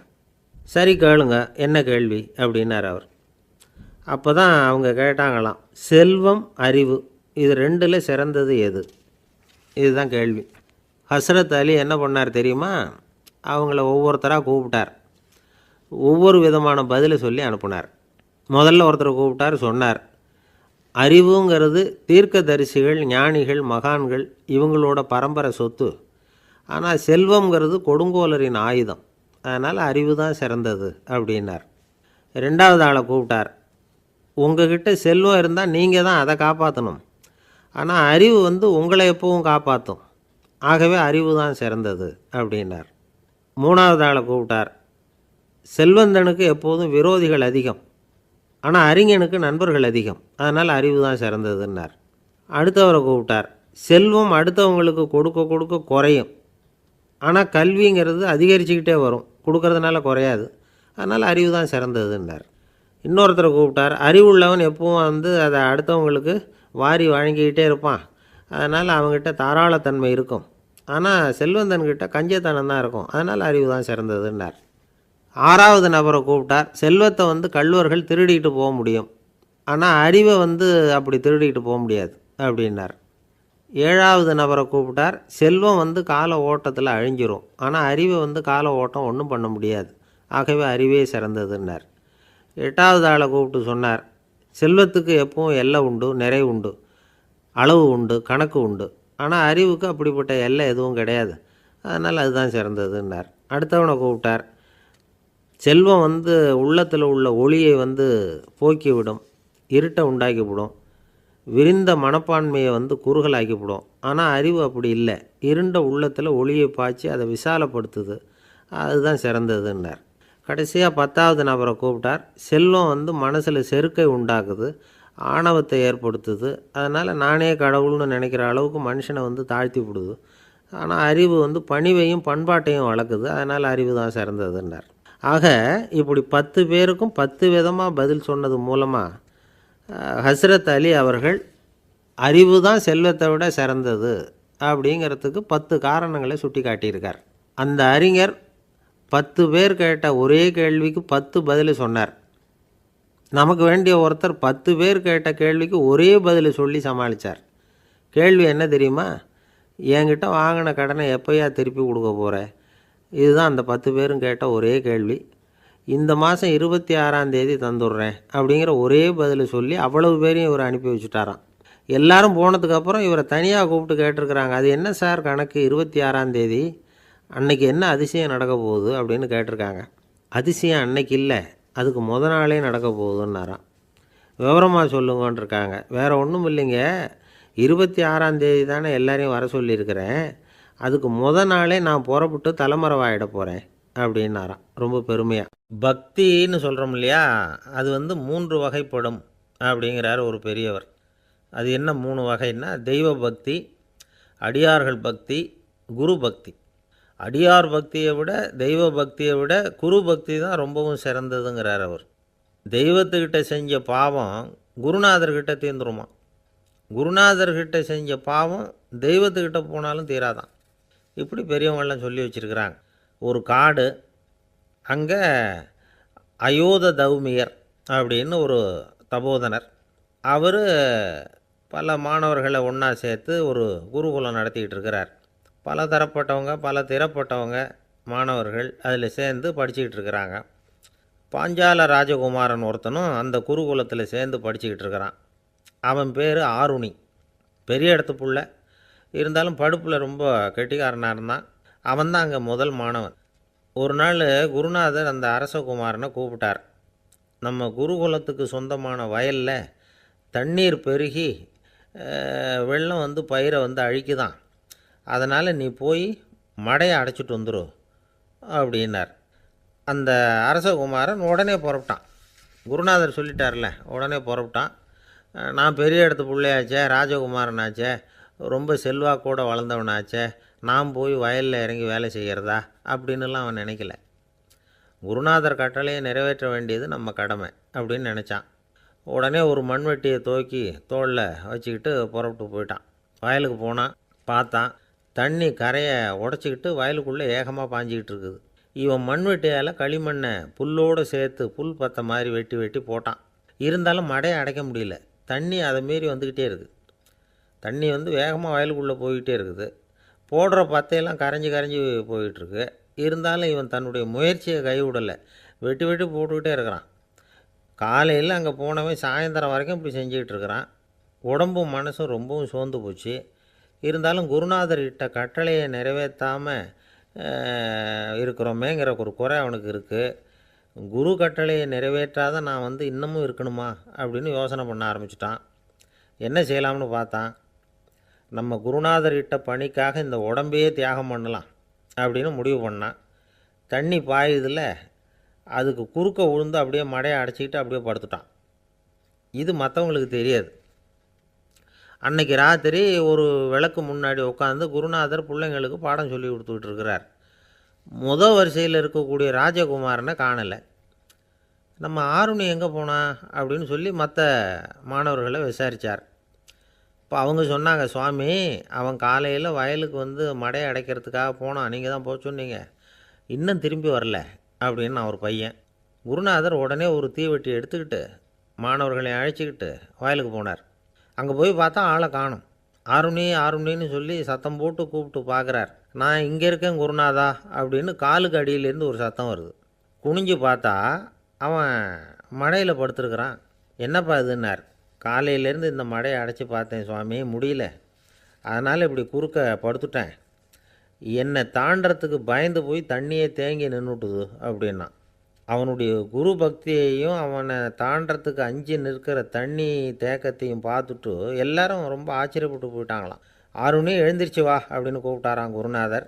அவன் தண்ணீரை பொழந்துக்கிட்டு எழுந்திரிச்சு வந்தானான். அதனால் அவனுக்கு வந்து உத்தாலகன் அப்படின்னு ஒரு பேர். உத்தாலகன்னா தண்ணீரை பிளந்தவன் அர்த்தம்.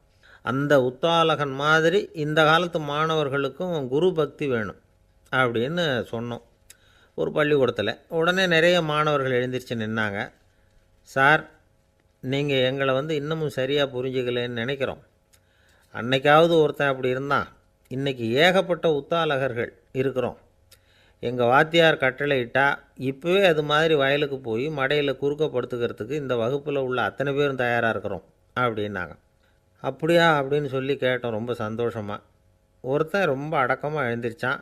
அப்புறம் சொன்னான், ஆமாம் சார், வகுப்பில் வந்து இவர் நடத்துகிற பாடத்தை கேட்டுக்கிட்டு இருக்கிறத விட பேசாமல் போய் மடையில் படுத்துடுறது ஒன்றும் கஷ்டமான காரியமாக இருக்காது, அதனால தான் எல்லோரும் அங்கே போகிறேன்னு சொல்கிறோம் அப்படிங்கிறான். ஒரு கடைக்கு போனேன், 5 ரூபா பணத்தை எடுத்து கொடுத்தேன். ஒரு தினசரி பத்திரிக்கையை கேட்டேன். அவர் உடனே அங்கே அடுக்கி வச்சுருந்த பத்திரிக்கையில் ஒன்று எடுத்து என் கையில் கொடுத்தார், வாங்கிக்கிட்டேன். மீதி பணத்தை எடுத்தார், அதையும் என் கையில் கொடுக்கணும்ல, கொடுக்கல. எதிரில் இருந்த பலகையில் வச்சு எடுத்துக்க சொன்னார். எப்பவும் அவர் அப்படி தான் பண்ணுவார். நானும் எடுத்துக்கிட்டு வந்துடுவேன். இவர் ஏன் இப்படி பண்ணுறாருங்கிறது எனக்கு ரொம்ப நாளாக ஒரு சந்தேகம். ஒரு நாள் அவர்கிட்டே இதை கேட்டுவிட்டேன். ஏங்க, நீங்கள் உங்கள் கடைக்கு வந்து பொருள்கள் வாங்குறவங்களுக்கு நீங்கள் பாக்கி சில்லறையை கொடுக்குறப்போ பலகையில் வச்சு விட்றீங்க, கையில் கொடுக்க மாட்டேங்கிறீங்களே, ஏன் அப்படின்னு கேட்டேன். காசை கையில் கொடுத்தா நம்மக்கிட்ட இருக்கிற லட்சுமி போயிடுவா சார் அப்படின்னார். அதாவது பணம் செலவாயிடும் அப்படின்னு அர்த்தமா. இன்னொரு நண்பர், அவர் ஒரு நாள் வழக்கத்துக்கு மாறாக ரொம்ப சோகமாக உட்காந்துருக்கிறார். ஏங்க என்னாச்சு, ஏன் இப்படி கப்பலே கவிழ்ந்தது மாதிரி உட்காந்துருக்குறீங்க அப்படின்னு கேட்டேன்.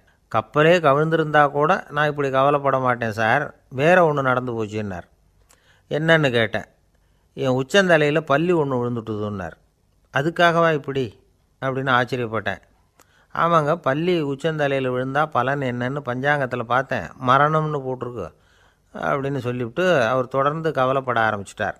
இப்படியும் ஒருத்தர். என் கூட வேலை பார்க்குற ஒருத்தர் எப்படி தெரியுமா, தினமும் வலது காலை வச்சு தான் ஆஃபீஸுக்கு உள்ளே நுழைவார். என்னைக்காவது தவறுதலாக இடது காலை வச்சு உள்ளே வந்துட்டார்னா அன்னைக்கு பூரா மனசு சங்கடப்படுவார். எந்த வேலையும் சரியாக ஓடாது. கேரம் போர்டு ஆடுற ஒருத்தர் எப்போ ஆட உட்காந்தாலும் ஸ்ட்ரைக்கரை கை தவறி கீழே விழுற மாதிரி பண்ணி அதுக்கப்புறம் அதை எடுத்துக்கிட்டு ஆட உட்காருவார்.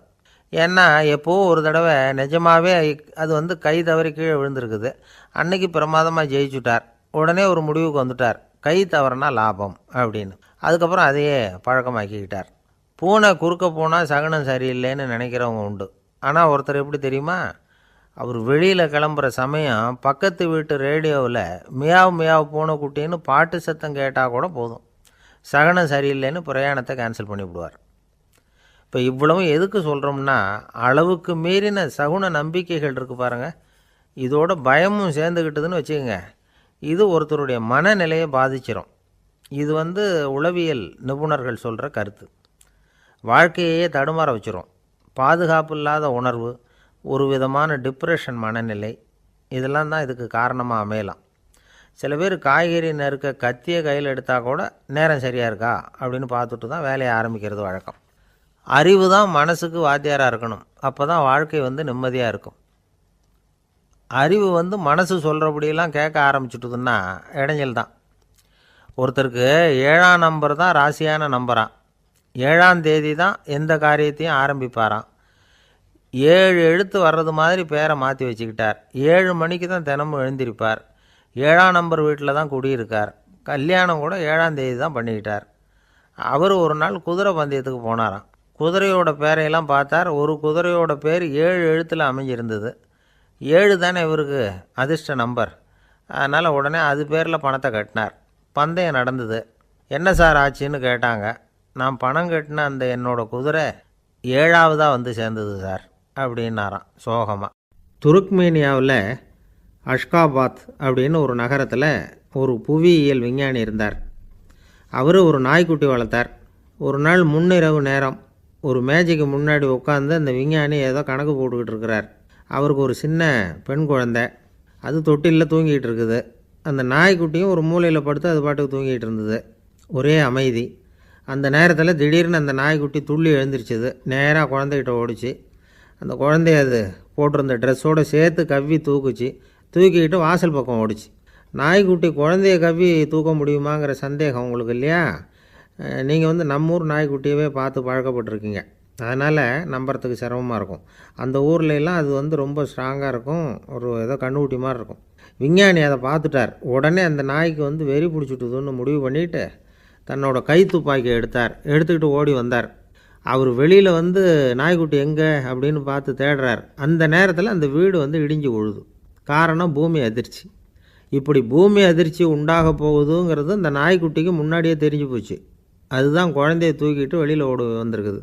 அது மூலமாக அந்த குடும்பத்தையே காப்பாற்றியிருக்குது அந்த நாய்க்குட்டி. இந்த சம்பவம் நடக்கிறதுக்கு 3 நாளைக்கு முன்னாடியே சில பிராணிகளுக்கு இப்படி நடக்க போகுதுங்கிறது தெரிஞ்சிருக்குதான்.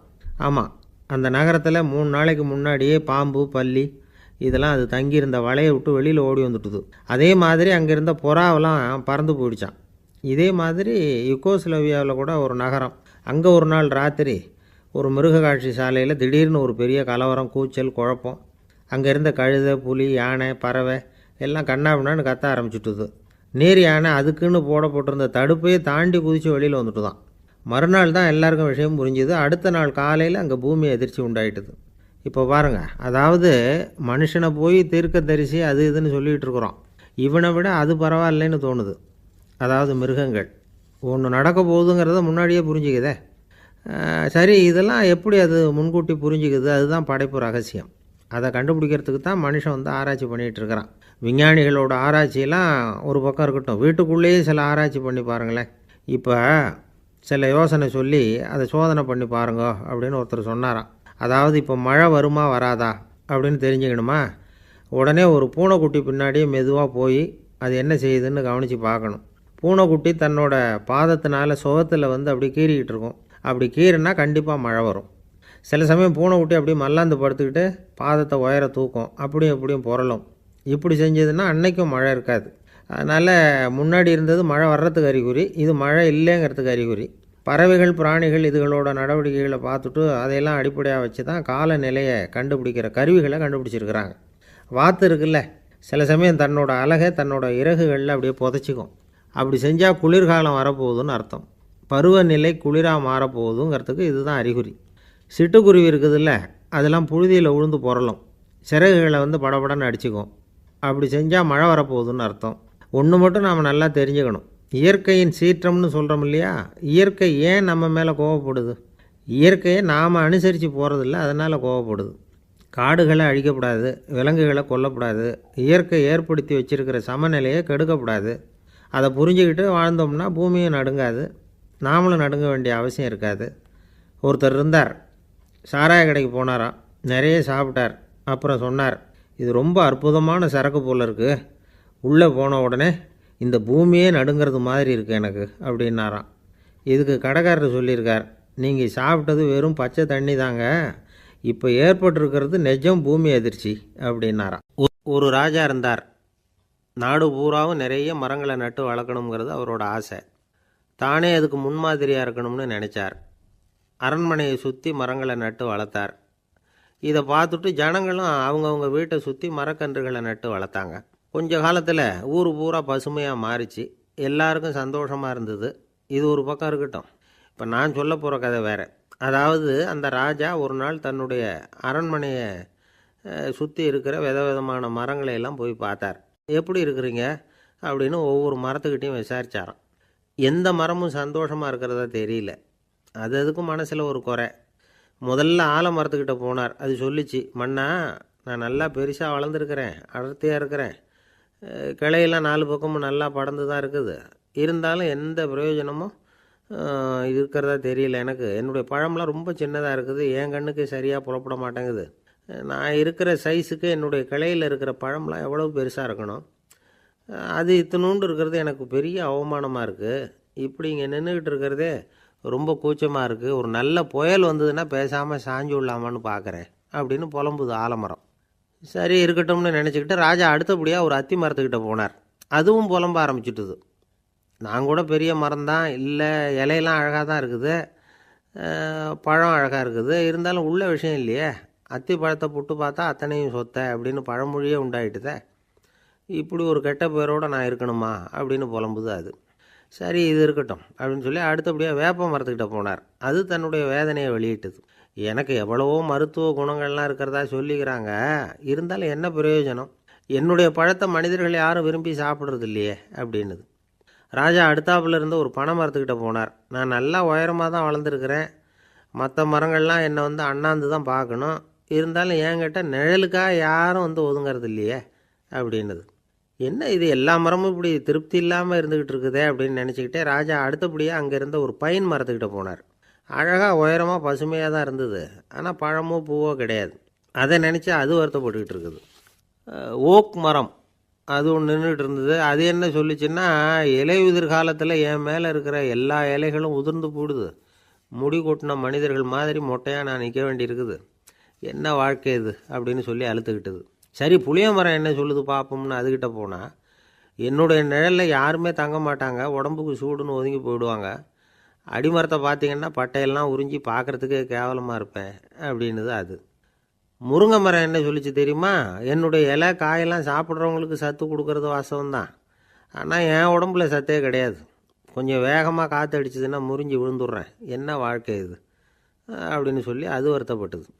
ராஜா யோசனை பண்ணார், என்ன இது மரங்கள் பூமியின் வரங்கள்னு சொல்கிறோம், மழை பெய்யறதுக்கு அதுதான் காரணம், பூமி செழிப்பாக இருக்கிறதுக்கும் அதுதான் காரணம், வீடு கட்டுறதுக்கு மரம், நாற்காலி செய்ய உபயோகப்படுத்துறதுக்கும் அதுதான் உபயோகப்படுது, மனுஷனுக்கு வேண்டிய ஆகாரங்களையும் கொடுக்குது, இப்படிலாம் இருந்தும் எல்லா மரமும் நிம்மதி இல்லாமல் இருந்துக்கிட்டு இருக்குதே அப்படின்னு நினச்சார். அப்போது அங்கே இருந்த ஒரு மகிழ மரம் அவர் கண்ணில் பட்டுது. அந்த மரம் மட்டும் கொஞ்சம் நிம்மதியாக மகிழ்ச்சியாக இருக்கிறது மாதிரி தெரிஞ்சுது. உடனே ராஜா அதுக்கிட்ட போனார். உனக்கு மனசில் எதுவும் குறை இல்லையான்னு கேட்டார். இல்லை நான் சந்தோஷமாக தான் இருக்கேன்னு அந்த மகிழ மரம். அப்படியான்னு ஆச்சரியமாக கேட்டார் ராஜா. ஆமாம் மன்னா, இந்த இடத்துல நீங்கள் ஒரு முருங்கை மரத்தையோ வேப்ப மரத்தையோ கூட நட்டிருக்கலாம், ஆனால் இந்த இடத்துல நடுறதுக்கு என்ன தேர்ந்தெடுத்துருக்குறீங்க, அதுவே எனக்கு பெருமை, அதுவே எனக்கு திருப்தி அப்படின்னு தான் மகிழ மரம். மகிழ மரம் சாதாரணமாக தான் இருக்கும். இளம் மஞ்சள் நிறத்தில் பூக்கள், அது காய்ந்தும் மனம் வீசும். மகிழ மரம் மாதிரி மன திருப்தியோடு வாழறதுக்கு நாம் கற்றுக்கணுமா. நாம் இந்த உலகத்தில் ஒரு நாயாவோ நரியாவோ கூட பிறந்திருக்கலாம், மனுஷனாக பிறந்திருக்கிறோம், அதுவே பெருமை தானே. இந்த நிறைவு தான் மகிழ்ச்சியின் ரகசியம். ஒரு பையன் அப்பா கிட்ட போய், அப்பா நீங்கள் இந்த உலகத்தில் ஒரு மனுஷனாக பிறந்தது என்னோட அதிர்ஷ்டம் நானா. ஏண்டா அப்படி சொல்கிறேன்னு இருக்கார் அப்பா. நீங்கள் ஒரு கரடியாக பிறந்திருந்தா இந்நேரம் நானும் ஒரு கரடி குட்டியாக தானே இருந்திருப்பேன் அப்படின்னு நானா பையன். ஒரு ஊரில் ஒரு ராஜா இருந்தார். அந்த ராஜாவுக்கு ஒரு மந்திரி. ராஜா ரொம்ப நியாயமானவர், நேர்மையானவர், கண்டிப்பானவர். தப்பு செய்கிறது யாராக இருந்தாலும் தண்டனை கொடுப்பார். வேண்டியவங்களுக்கு ஒரு நியாயம், வேண்டாதவங்களுக்கு ஒரு நியாயங்கிறதெல்லாம் அவர்கிட்ட கிடையாது. ஒரு சமயம் அரசவையில் அந்த அமைச்சரே விதிமுறைகளுக்கு புறம்பா ஏதோ நடந்துகிட்டு இருக்கார். மன்னருக்கு கோபம் வந்துட்டுது. உடனே அந்த அமைச்சரை கிட்டத்தில் கூப்பிட்டு அவர் கன்னத்தில் ஓங்கி ஒரு அறை கொடுத்துட்டாராம். உடனே அந்த அமைச்சர் என்ன பண்ணார் தெரியுமா, நேராக போனார். அங்கே நின்றுகிட்டு இருந்த இன்னொருத்தர் கன்னத்தில் ஓங்கி அரைஞ்சார். அறை வாங்கினவர் திகைச்சு போயிட்டார். இவர் ஏன் நம்மளை அரைகிறார் அப்படின்னு யோசனை பண்ணார். மன்னரும் திகைச்சு போயிட்டார். நாம இவரை அரைஞ்சா அதுக்காக இவர் போய் இன்னொருத்தரை அரையணுமா அப்படின்னு யோசனை பண்ணார். இவருக்கு என்ன பைத்தியமானு கூட நினைக்க ஆரம்பிச்சுட்டார். ஆனால் என்ன ஆச்சுன்னா, அப்புறம் அமைச்சர் அவர் கவனிச்சுக்கிட்டு இருந்தாரா, அவர் இன்னொருத்தர் அரைஞ்சார் இல்லையா, அந்த அறை வாங்கின ஆசாமியை பார்த்து கத்திக்கிட்டு இருந்தார். யார்? அமைச்சர். ஏன்பா என்கிட்ட அறையை வாங்கிட்டு இப்படி விவரம் இல்லாமல் நின்றுட்டு இருக்கிறிய, நான் உனக்கு கொடுத்ததை நீ வேற யாருக்கிட்டையாவது கொடுத்துரு அப்படின்னார். உடனே அந்த ஆள் பார்த்தான், தனக்கு அடுத்தபடியாக நின்றுக்கிட்டு இருந்தவனை ஓங்கி ஒரு அறை அரைஞ்சான். அவன் கண்ணத்தை தடவிட்டே யோசனை பண்ணான். இது ஏதோ புரிஞ்சுக்கிட்ட மாதிரி அடுத்தாப்புல நின்றுட்டு இருந்தவனை அரைஞ்சான். இப்படி இந்த அறை மாறி மாறி போய்கிட்டே இருக்குது. ஊரு பூரா பிரயாணம் பண்ண ஆரம்பிச்சுட்டுது. அன்னைக்கு ராத்திரி அந்த ராஜா படுக்கிறதுக்காக போனார். அந்த நேரம் பார்த்து அவர் கன்னத்தில் பலார்னு ஒரு அறை விழுந்தது. நம்மளே அரையிறது யாரு அப்படின்னு அதிர்ச்சியோட மன்னர் திரும்பி பார்க்கறாரு. அரைஞ்சது அவரோட மனைவி. என்னாச்சு உனக்குன்னு கத்துனார் ராஜா. உங்களுக்கு தெரியாதா, ஊர் பூரா ஒருத்தர் மாற்றி ஒருத்தர் மூலமா இந்த அறை பிரயாணம் பண்ணிட்டு வருது அப்படின்னாங்க அந்த அம்மா. அப்படின்னா ஆரம்பிச்ச இடத்துக்கே வந்துட்டுதா அப்படின்னாராம் மன்னர். என்ன சொல்றீங்கன்னு கேட்டிருக்காங்க. இவர் விவரத்தை சொன்னாராம். அப்படின்னா நீங்க ஆரம்பிச்சு வச்ச இந்த விளையாட்டை நான் முடிச்சு வச்சுட்டேன் அப்படின்னாங்களாம் அந்த அம்மா. மறுநாள் காலை மறுபடியும் அரசவை கூடிச்சு அந்த அமைச்சர் மன்னரை பார்த்து கேட்டார், என்ன மகாராஜா, என்கிட்ட கொடுத்ததை திருப்பி வாங்கிட்டீங்களா அப்படின்னாராம். இப்படி நடக்கும்னு நான் எதிர்பார்க்கவே இல்லைன்னார் மன்னர். ஆனால் நான் எதிர்பார்த்தேன். அது எங்கே போயிட போகுது, ஊர் பூரா சுற்றி கடைசியில் உங்ககிட்ட தான் சேரும் அப்படிங்கிறது எனக்கு தெரியும் அப்படின்னார் அமைச்சர். இந்த கதை வேடிக்கையாக இருந்தால் கூட இதில் உள்ள கருத்து முக்கியமானது. இந்த உலகத்தில் பல கருத்துக்கள் இப்படி தான் மாறி மாறி சுற்றி வந்துக்கிட்டே இருக்குது. நம்மால் ஒருத்தன் தன்னுடைய நண்பன் ஒருத்தனை கடத்தெருவில் பார்த்தான். உடனே ஓடி போய் பலார்னு ஒரு அறை கொடுத்தானா. அவன் கண்ணத்தை தடவிட்டு ஏன்டா என்ன அரைஞ்சேன்னு கேட்டிருக்கான். நீ ஏன்டா என்ன முட்டாள்னு என் மனைவிட்ட போய் சொன்னேன் அப்படின்ட்டுருக்கான் அவன். உன்னை ஒரு முட்டாள்னு சொன்னதுக்காகவா நீ என்ன அரைஞ்ச அப்படின்னு கேட்டிருக்கான் இவன். டேய், நான் அதுக்காக அறையலப்பா, அது ஒரு பெரிய ரகசியம். நான் முட்டாளுங்கிறது அந்த ரகசியத்தை நீ ஏன் எங்கள் வீட்டில் போய் சொன்னேன், அதுக்காக தான் அரைஞ்சேன் அப்படின்னு நானா. ஒரு ஊரில் ஒரு ராஜா இருந்தார். அவர் ஒரு பூனை வளர்த்தார். ரொம்ப செல்லமாக அவர் அந்த பூனையை வளர்த்தார். அவர் என்ன பண்ணுவார் தெரியுமா, இரவு நேரத்தில் அந்த பூனையோட தலையில் ஒரு விளக்கை வச்சுருவார். அந்த பூனை ரொம்ப ஜாக்கிரதையாக அந்த விளக்கு கீழே விழுந்துடாமல் பார்த்துக்கும். தலையை ஆட்டாமல் ரொம்ப நிதானமாக ராஜா பின்னாடி நடந்து போய்கிட்டே இருக்கும். அந்த விளக்கு வெளிச்சத்தில் எல்லா வேலைகளையும் செஞ்சிருவார். கையில் ஒரு விளக்கை தனியாக எடுத்துகிட்டு போக வேண்டிய அவசியமே இல்லை. விளக்கை தூக்கிட்டு போகிற வேலையை அந்த பூனை பார்த்துக்கும். அதனால் ராஜாவுக்கு அந்த பூனை மேலே ரொம்ப பிரியம். மந்திரிகளையெல்லாம் கூப்பிட்டு அவங்கக்கிட்ட சொல்லுவார், பார்த்தீங்களா இந்த பூனை எவ்வளவு விசுவாசமாக நடக்குது, என் பேரில் எவ்வளவு மரியாதை பார்த்தீங்களா அதுக்கு அப்படிம்பார். இதை கேட்டுவிட்டு அங்கேருந்து அமைச்சர்களில் ஒருத்தர் சொன்னார், மன்னா நீங்கள் சொல்கிறது சரிதான், இருந்தாலும் இந்த பூனையோட விசுவாசத்தை நாம் கொஞ்சம் சோதித்து பார்க்க வேண்டியிருக்கு அப்படின்னாராம். சரி, உங்கள் ஆசையை ஏன் கெடுக்கணும், நல்லா சோதித்து பாருங்கள் அப்படின்னு சொல்லிவிட்டார் ராஜா. உடனே அந்த அமைச்சர் என்ன பண்ணார் தெரியுமா, எங்கேயோ புறப்பட்டு போனார். ஒரு 5-6 எலிகளை பிடிச்சிக்கிட்டு வந்தார். அரண்மனையில் ராஜா ஏதோ வேலை பார்த்துக்கிட்டு இருக்கிறாரு. பக்கத்தில் அந்த பூனை ரொம்ப பணிவாக நின்றுக்கிட்டு இருக்குது. அது தலையில் விளக்கு எரிஞ்சிக்கிட்டு இருக்கு. அமைச்சர் தான் பிடிச்சிக்கிட்டு வந்த எலிகளை அந்த பூனை பார்வையில் படுறது மாதிரி எதிரில் விட்டார். அந்த எலிகள்லாம் அங்கேயும் இங்கேயும் ஓட ஆரம்பிச்சிது. அதை பார்த்தது பூனை, அவ்வளவுதான். தலையில் இருக்கிற விளக்கை பற்றியும் கவலைப்படலை, ராஜாவை பற்றியும் கவலைப்படலை. ஒரே பாய்ச்சலாக பாஞ்சு எலிகளை துரத்த ஆரம்பிச்சுட்டுது. தலையில் இருந்த விளக்கு எங்கேயோ போய் விழுந்தது, அணைஞ்சு போச்சு. இருட்டில் ராஜா தடுமாற ஆரம்பிச்சுட்டார். இந்த சமயத்தில் அந்த அமைச்சர் மறுபடியும் விளக்கை ஏற்றினார். வெளிச்சம் வந்தது. அதுக்கப்புறம் அந்த அமைச்சர் பேசினார், அரசே, பூனையோட விசுவாசத்தை பார்த்தீங்களா? எலி அது கண்ணில் படுற வரைக்கும் தான் விசுவாசமாக இருந்தது. அது மாதிரி எலியை பார்த்ததும் எல்லாத்தையும் விட்டுட்டு அதை துரத்த ஆரம்பிச்சுட்டு பார்த்தீங்களா? தான் அந்த பூனையை பற்றி நினச்சது தப்புங்கிறது அதுக்கப்புறம் தான் அந்த ராஜாவுக்கு புரிஞ்சுதான். சரி, இப்போ எதுக்கு இந்த கதையெல்லாம் அப்படிங்கிறீங்களா? இந்த பூனை மாதிரி தான் நம்ம மனசும். மனசை எவ்வளவு தான் பயிற்சி கொடுத்து பக்குவமாக வச்சுருந்தாலும் பார்க்குறதுக்கு பரமசாது மாதிரி தான் இருக்கும். பார்க்க வேண்டியதை பார்த்துட்டுதுன்னா பாஞ்சிரும். இந்த பூனை மாதிரி புலன் இன்ப பொருள்கள் கிட்டாத வரைக்கும் மனம் அடங்கி இருக்கிறது மாதிரி தான் தெரியும். கொஞ்சம் வாய்ப்பு கிடைச்சாலும் அது குதிக்க ஆரம்பிச்சிரும், தப்பு பண்ண ஆரம்பிச்சிரும். பெரிய பெரிய முனிவர்கள் வாழ்க்கையில் நடந்த வீழ்ச்சி இதை தான் நிரூபிக்குது.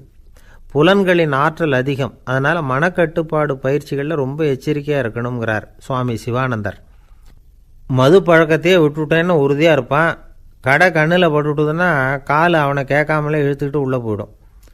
இதுதான் மனசுங்கிறது. அதுதான் அந்த ராஜா வளர்த்த பூனை. நம்மால் ஒருத்தன் அந்த ராஜா பூனை தலையில் விளக்க வச்சது மாதிரி இவன் தன்னுடைய தலையிலேயே ஒரு விளக்கை ஏற்றி வச்சுக்கிட்டு என்னத்தையோ தேட ஆரம்பித்தான். தேடிக்கிட்டு இருக்கிறான். தலையை ஆட்டாமல் நிதானமாக நடந்து ரொம்ப நேரமாக தேடிகிட்டு இருக்கிறான். அந்த சமயம் அங்கே வந்த ஒருத்தர் என்னத்தை தேடுறீங்கன்னு கேட்டார். அதுதான் மறந்து போச்சு அப்படின்னு இழுத்தான். சரி, கொஞ்சம் இப்படி உட்காருங்க, ஞாபகம் வந்ததும் தேட ஆரம்பிக்கலாம் அப்படின்னார் அவர். இவன் கொஞ்ச நேரம் உட்காந்து யோசித்தான். அப்புறம் திடீர்னு எழுந்திரிச்சான். ஞாபகம் வந்துட்டுதுன்னா. என்னன்னு கேட்டார். எங்கள் வீட்டில் இருந்த விளக்கை எங்கே வச்சேன்னு தெரியல, அதை தான் தேடிக்கிட்டு இருக்கிறேன், ஏற்றி வைக்கலாம்னு பார்க்குறேன் அப்படின்னா. ஜவஹர்லால் நேரு பிரதமராக இருந்த சமயம் அவர் ஒரு தடவை சென்னைக்கு வந்திருக்கிறார். இங்கே சில முக்கிய நிகழ்ச்சிகளில் கலந்துக்கிறதுக்காக வந்திருந்தார். ஆளுநர் மாளிகையில் ஒரு நாள் ராத்திரி தங்கி மறுநாள் புதுடெல்லி புறப்படுறதாக ஏற்பாடு. நிகழ்ச்சியிலெல்லாம் முடிச்சுக்கிட்டு ஆளுநர் மாளிகையில் தங்கியிருக்கிறார். அன்றைக்கு இரவு படிக்கிறதுக்கு ஒரு முக்கியமான புத்தகம் அவருக்கு தேவைப்பட்டது. அந்த சமயத்தில் உலக அளவில் ஒரு முக்கியமான பொருளாதாரம் சம்பந்தமான ஒரு புத்தகம் வெளியாகி இருக்கிற விஷயம் அவருக்கு தெரியும். அந்த புத்தகம் மெட்ராஸுக்கு வந்திருக்குமா, அது இங்கே கிடைக்குமா அப்படின்னு விசாரிச்சிருக்கிறார் நேருஜி. அவர் இப்படி கேட்ட உடனே அங்கே இருந்தவங்கெல்லாம் ரொம்ப பரபரப்பாக செயல்பட ஆரம்பிச்சுட்டாங்க. முக்கியமான இடங்கள்ல எல்லாம் விசாரிச்சிருக்கிறாங்க அந்த புத்தகம் உங்கள்கிட்ட இருக்கான்னு. சென்னையில் உள்ள கன்னிமாரா நூல் நிலையத்துக்கு எப்படியும் அந்த புத்தகம் வந்திருக்கணும் அப்படின்னு ஒரு நம்பிக்கை. அங்கே விசாரித்தாங்க. அந்த புத்தகம் 2 நாளைக்கு முன்னாடி தான் அங்கே வந்திருக்குது அப்படிங்கிற விஷயம் தெரிஞ்சுது. உடனே எல்லோரும் அங்கே ஓடினாங்க. அவங்களுக்கு இன்னொரு சந்தேகம். புத்தகம் வந்திருக்கு சரி, அது இந்த சமயத்தில் வேறு யாரும் படிக்கிறதுக்கு எடுத்துகிட்டு போயிருக்கக்கூடாதே அப்படிங்கிற சந்தேகம் இருந்தாலும் மனசுக்குள்ளே ஒரு தைரியம். இப்படி ஒரு புத்தகம் வெளிவந்திருக்கிற விஷயமே நேருஜி சொல்லி தான் நமக்கே தெரியும். அதுவும் இல்லாமல் உலக பொருளாதாரம் சம்பந்தமான ஏதோ ஒரு புத்தகம் அது. அதை போய் இந்த நேரத்தில் அவ்வளவு ஆர்வமாக யார் எடுத்துகிட்டு போயிட போகிறாங்க அப்படிங்கிற தைரியம். இந்த தைரியத்தோடு அந்த நூல் நிலையத்துக்கு ஓடினாங்க. புத்தகத்தை தேடினா அது கிடைக்கல. யாரோ எடுத்துகிட்டு போயிருக்கிறாங்க. நேருவுக்கு மட்டுமே தெரிஞ்சிருந்த அந்த புத்தகம் பற்றின விஷயம் சென்னையில் வேற ஒருத்தருக்கும் தெரிஞ்சிருக்குது. உடனே எல்லாரும் பரபரப்பாக அதுக்குன்னு இருக்கிற ரிஜிஸ்டர் இருக்குல்ல, பதிவேடு, அதை புரட்டி பார்க்குறாங்க யார் எடுத்துகிட்டு போகிறாங்கன்னு தெரிஞ்சுக்கிறதுக்காக. எடுத்துகிட்டு போனவங்க அதில் கையெழுத்து போட்டிருப்பாங்கல்ல, அதை பார்த்து யாருன்னு தெரிஞ்சுக்கலாம் அப்படிங்கிறதுக்காக தான் அதை புரட்டுறாங்க. அதோ அந்த புத்தகத்தோட பேர் பக்கத்தில் அதை எடுத்துக்கிட்டு போனவங்க கையெழுத்து உத்து பார்க்குறாங்க எல்லாரும். அதில் போட்டிருக்குது பேர் CN அண்ணாதுரை அப்படின்னு எழுதியிருந்தது. அவர் தான் பேரறிஞர் அண்ணா. நேரு படிக்க விரும்பின ஒரு புத்தகத்தை அதே நேரம் படிக்க விரும்பின இன்னொரு தலைவர் இவர். படிக்கிறதுல அவருக்கு இருந்த ஆர்வத்தை நாம் தெரிஞ்சுக்கணும்னா அதுக்கு எவ்வளவோ சம்பவங்கள் இருக்குது. கடைசி காலத்தில் அவர் அடையாறு மருத்துவமனையில் படுத்திருக்கிறார். அவருக்கு ஒரு முக்கியமான அறுவை சிகிச்சை செய்ய வேண்டியிருக்குது அவசரமாக. அமெரிக்காவிலேருந்து டாக்டர் மில்லர் வந்திருக்கிறார். அவர்கிட்ட கேட்குறார், டாக்டர் நாளைக்கே அறுவை சிகிச்சை செய்ய போகிறீங்களா அப்படின்னு. ஆமாங்கிறார் டாக்டர் மில்லர். நாளைக்கு மறுநாள் செஞ்சுக்கிறேனே அப்படின்னாரான் அண்ணா. ஏன் ஏதாவது நாள் பார்க்குறீங்களான்னு கேட்டிருக்கார். இல்லை, ஒரு புத்தகத்தை படிச்சுக்கிட்டு இருக்கிறேன், அதை நாளைக்குள்ளே முடிச்சிருவேன், அதுக்கப்புறம் நான் இறந்தாலும் கவலை இல்லை அப்படின்னாரான் இவர். அவர் தான் அறிஞர் அண்ணா. சங்ககால நூல்கள்லேருந்து சமீபத்தில் வந்த நூல்கள் வரைக்கும் எல்லாம் அவர் படிச்சிருக்கிறார். ஒரு திருமண விழாவில் அவர் பேசும்பொழுது சொன்ன விஷயம் இது. சங்க காலத்தில் காதலியை மணக்க விரும்புகிறவனுக்கு அவனுடைய தந்தை வீர சோதனைகள்லாம் வைப்பார். போய் புலிப்பல் கொண்டுக்கிட்டு வா, அப்போ தான் என் பொண்ணை கொடுப்பேன் அப்படின்னு சொல்லுவார். காதலன் உடனே காட்டுக்கு போவான், ஒரு புலியை கொன்று அதனுடைய பல்லை கொண்டுகிட்டு வருவான். அதை வீர பதக்கத்தில் பதிச்சு அவனுக்கு மாமனார் சூட்டுவார் கல்யாண சமயத்தில். இப்போலாம் காதலன் கிட்ட அப்படி சொல்ல முடியாது. இப்போலாம் காதலன் கிட்ட காட்டுக்கு போய் புலிப்பல் கொண்டுகிட்டு வான்னு யாராவது சொன்னால் புலி தான் மாப்பிள்ளையாக வந்து சேரும் அப்படின்னார். ஒரு இலக்கிய கூட்டம் ஏற்பாடு பண்ணியிருக்கிறோம், நீங்கள் அவசியம் வந்து அதில் பேசணும் அப்படின்னு கேட்டுக்கிட்டார் ஒருத்தர். வேணாங்க, 4 பேருக்கு முன்னாடி வந்து நிற்கிறதுனா எனக்கு ரொம்ப கூச்சமாக இருக்கும் அப்படின்னாரு இவர். ஏன் சார் இன்னமும் குழந்த மாதிரி கூச்சப்படுறீங்களே அப்படின்னார் அவர்.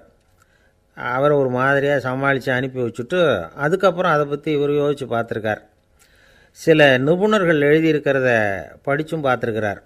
மனோதத்துவ நிபுணர்கள் என்ன சொல்கிறாங்க தெரியுமா? 10லேருந்து 20% குழந்தைகள் பிறக்கிறப்பவே கூச்ச சுபாவம் கொண்டதாக தான் இருக்குதாம். ஒரு தாத்தா தன்னோட பேர பிள்ளைய ஆசையாக கூப்பிடுறார் விளையாட்டு காட்ட, அதை அழுதுகிட்டு ஓடி போகுது. ஒரு அம்மா தன்னோட பிள்ளைய பள்ளிக்கூடத்தில் சேர்க்கறதுக்காக கூப்பிட்டுக்கிட்டு போகிறாங்க. அந்த புள்ள அம்மாவோட முந்தானையில் ஒளிஞ்சிக்கிட்டு வெளில வரமாட்டேங்குது. இவங்களெல்லாம் எப்படி சமாளிக்கிறது? குழந்தைகளோட கூச்ச சுபாவத்தை போக்குறது எப்படி? இதுக்கு நிபுணர்கள் சில யோசனைகளை சொல்லியிருக்கிறாங்க. மற்றவங்களுக்கு முன்னாடி என் பையனுக்கு கூச்சம் ரொம்ப அதிகம் சார், மற்றவங்க பார்த்தா ரொம்ப வெக்கப்படுறான், இப்படி சொல்கிற அப்பாக்கள் உண்டு. என் பையன் புது மனுஷால பார்த்தா அட்டையாக ஒட்டிக்குவான் சார் அப்படின்னு சொல்கிற அப்பாக்களும் உண்டு. இப்படிலாம் குழந்தைகளுக்கு வந்து முத்திரை குத்துறது ரொம்ப தப்பான். புதுசாக யாராவது வீட்டுக்கு வந்தால் குழந்தை தானாக தன்னோட கூச்சத்தையும் பயத்தையும் போக்கிக்கிட்டு சகஜமாக மாறி வர்றதுக்கு வாய்ப்பு கொடுக்கணுமா. ஒரு கூட்டத்துக்கோ அல்லது சொந்தக்காரங்க கல்யாணத்துக்கோ குழந்தைய அழைச்சிட்டு போகிறீங்க, அங்கே போய் கட்டாயப்படுத்தி குழந்தைய மற்றவங்க கிட்ட பேச சொல்லக்கூடாது. சில சமயம் குழந்தை தானாக தன்னுடைய கூச்ச சுபாவத்தை விட்டு பேசுகிறதுக்கு முன் வந்தால் அதை பாராட்டணும். குழந்தை கலகலப்பு இல்லாமல் மௌனமாக இருந்ததுன்னா அதையும் கண்டுக்கக்கூடாது. குழந்தை பேச ஆரம்பித்தா அதை ஆர்வத்தோடு கவனிக்க தெரியணும். கலந்து உரையாடுற பழக்கத்தை வீட்லேயே ஆரம்பிக்கலாம். கேட்டதுக்கு பதில் சொல் அப்படின்னு நீங்கள் அதிகாரம் பண்ணிகிட்டு இருக்கக்கூடாது. அது வந்து குழந்தைக்கு பேசுகிற சந்தர்ப்பத்தை குறைச்சிருமா. இப்போ நாம் அதிகாரம் பண்ணால் கேலி செய்கிற பழக்கம் குழந்தைகளை வந்து ரொம்ப பாதிச்சிருமா. பெரியவங்களானதுக்கு அப்புறமும் சில பேர் கூச்சத்தோடவும் பயத்தோடவும் இருக்கிறதுக்கு இதுதான் காரணம்.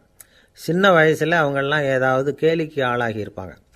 2வது குழந்தை மூத்த குழந்தைய வந்து கேலிக்கு ஆளாகிற சந்தர்ப்பங்களை கண்டு கேலி பண்ணினா அது இளம் நெஞ்சங்களை விட்டு நீங்கிறதே இல்லையா.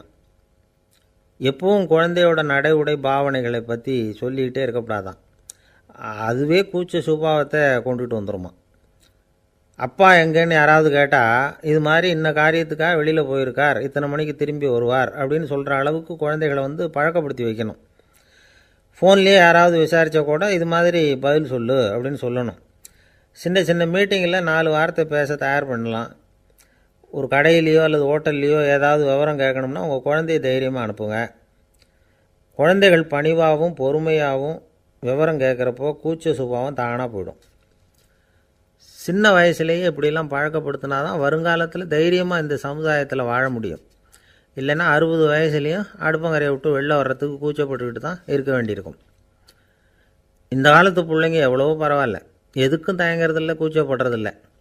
ஒரு அம்மா அடுப்பங்கரையிலேருந்து சத்தம் போட்டாங்க, டேய் ராமு, தயவு பண்ணி அந்த டிவியை நிறுத்துறா, அந்த பெண்ணோட குரல் மகா மோசம், அடுப்பங்கரையில் இருக்கிற என்னாலேயே அதை சகிச்சிக்க முடியல அப்படின்னாங்களாம். உடனே பையன் கொஞ்சம் கூட தயங்காமல் பதில் சொல்கிறான், அம்மா இந்த குரல் டிவியிலேருந்து வரல, எதிர்த்த விட்டு மாமி தான் இங்கே வந்திருக்கிறாங்க, அவங்க தான் இப்போ என்னோட பேசிக்கிட்டு இருக்கிறாங்க அப்படின்னு நானும். ஒரு விவசாயி விதைக்கிறதுக்காக வயல்வெளி பக்கம் போகிறார். விதைகளை அள்ளி வீசினார். அப்போ என்ன ஆச்சுன்னா சில விதைகள் வந்து பாதை ஓரத்தில் விழுந்தது, சில விதைகள் முள் செடிகள் மண்டி இருந்த புதருக்கு இடையில் விழுந்தது, சில விதைகள் நல்ல நிலத்தில் விழுந்தது. பாதை ஓரத்தில் விழுந்த விதை என்ன ஆச்சுன்னா அதெல்லாம் பறவைகள் கண்ணில் போட்டுவிட்டுது. உடனே வந்து உட்காந்து கொத்தி தின்னுட்டு போட்டுது. அதிகமாக மண் இல்லாத பாறை பகுதியில் விழுந்த விதையெல்லாம் லேசாக வேர் விட்டு முளைக்க ஆரம்பிச்சிது. அதுக்கப்புறம் வேர் கீழேயும் ஆழமாக போக முடியல, மேலேயும் சூரிய வெப்பம் அதிகம் தாங்க முடியல, எல்லாம் காஞ்சி கருகி போட்டுது. புதர் பகுதியில் சில விதைகள் விழுந்தது இல்லையா, முள் செடிகள் காடாக மண்டி போயிருந்தது. அதனால் முளைச்சி வர்ற செடிக்கு நெருக்கடி அதிகமாக போட்டுது, சரியாக வளர முடியல, விளைச்சலும் சரியாக இல்லை. நல்ல நிலத்தில் விழுந்த விதைகள் மட்டும் நல்லா முளைச்சிது, நல்லா வளர்ந்தது, விளைச்சலும் பிரமாதமாக இருந்தது. இந்த கதையை சொல்லிவிட்டு கேட்கச் செவியுள்ளோர் கேட்கட்டும் அப்படிங்கிறார் இயேசு பெருமான். ஆமாம், இயேசு கடலில் நின்ற படகு ஒன்றில் உட்காந்துருக்கிறார். கடற்கரையில் ஏராளமான மக்கள் உட்காந்துருக்கிறாங்க. அந்த சமயத்தில் தான் இயேசு ஓமைகள் மூலமாக மக்களுக்கு பல உண்மைகளை சொல்லிகிட்டு இருக்கிறார். மக்கள் அந்த கதையை கேட்டுட்டு ஒன்றும் புரியாமல் முழிக்கிறாங்க. அதை கவனித்த இயேசு அந்த ஓமையை விளக்க ஆரம்பித்தார். இதில் அந்த விதைக்கிறவர் தான் இறைவன். அவருடைய வார்த்தைகளை விதைக்கிறார். அந்த வார்த்தைகளை கேட்கிற மக்கள் அந்த விழுந்த விதைகள் மாதிரி 4 வகையானவர்கள். சில பேர் பாதை ஓரத்தில் விழுந்த விதைகள் மாதிரி இறைவன் வார்த்தைகளை அவங்க கேட்குறாங்க. ஆனால் தீய எண்ணங்கள் செய்கைகள் மூலமாக விதைக்கப்பட்ட வார்த்தைகள் அழிஞ்சு போடுது. இறைவன் வார்த்தைகளை கேட்ட உடனே மகிழ்ந்து போய் உடனே சில பேர் அதை ஏற்றுக்கிறாங்க. இவங்கெல்லாம் அந்த பாறை பகுதியில் விழுந்த விதைகள் மாதிரி. அதனால் இவங்கெல்லாம் வேறு இல்லாதவங்க. கொஞ்ச காலத்துக்கு இறை வார்த்தைகளுக்கு கீழ்ப்படிந்து நடப்பாங்க. அதனால் ஏதாவது இடைஞ்சல் ஏற்பட்டால் உடனே தடுமாறுவாங்க. தங்கள்கிட்ட இருக்கிற நல்ல பண்புகளை விட்டுட்டு பாவ வழிகளுக்கு போயிடுவாங்க. முள் செடிகளுக்கு இடையில் விழுந்த விதைகள் மாதிரி உள்ளவங்க யாருன்னா, இவங்களுக்கு உலக கவலை உண்டு, செல்வத்தின் மீது மயக்கம் உடையவர்கள். உலக ஆசைகள் இவங்களுக்குள்ளே பூந்துடுறதுனால அங்கே இருக்கிற நல்ல பண்புகள் மறைஞ்சு போயிடுது. அதனால் அவங்களும் உபயோகம் இல்லாதவங்களாக ஆயிடுறாங்க. நல்ல மனிதர்கள் நல்ல நிலத்தில் விழுந்த விதைகளுக்கு ஒப்பானவர்கள். இவங்க இறை வார்த்தையை கேட்குறாங்க, அதை ஏற்றுக்கிறாங்க, அவங்களும் நல்லபடியாக வாழுறாங்க, அடுத்தவங்களுக்கும் உபயோகமாக இருப்பாங்க. இதுதான் இயேசு சொன்ன விளக்கம். நல்ல வார்த்தைகளை கேளுங்கள், நல்ல வார்த்தைகளை ஏற்றுக்கொள்ளுங்கள், அடுத்தவங்களுக்கு உபயோகமாக இருங்க. இதுதான் பெரியவங்கள்லாம் நமக்கு சொல்லுகிற உபதேசம். ஒரு அப்பா தன்னுடைய மகனுக்கு உபதேசம் பண்ணார். இதை பாருப்பா, நல்ல வார்த்தைகளை கேட்கணும், எப்போதுமே மகன் அப்பா பேச்சை கேட்குறது நல்லது அப்படின்னாராம்.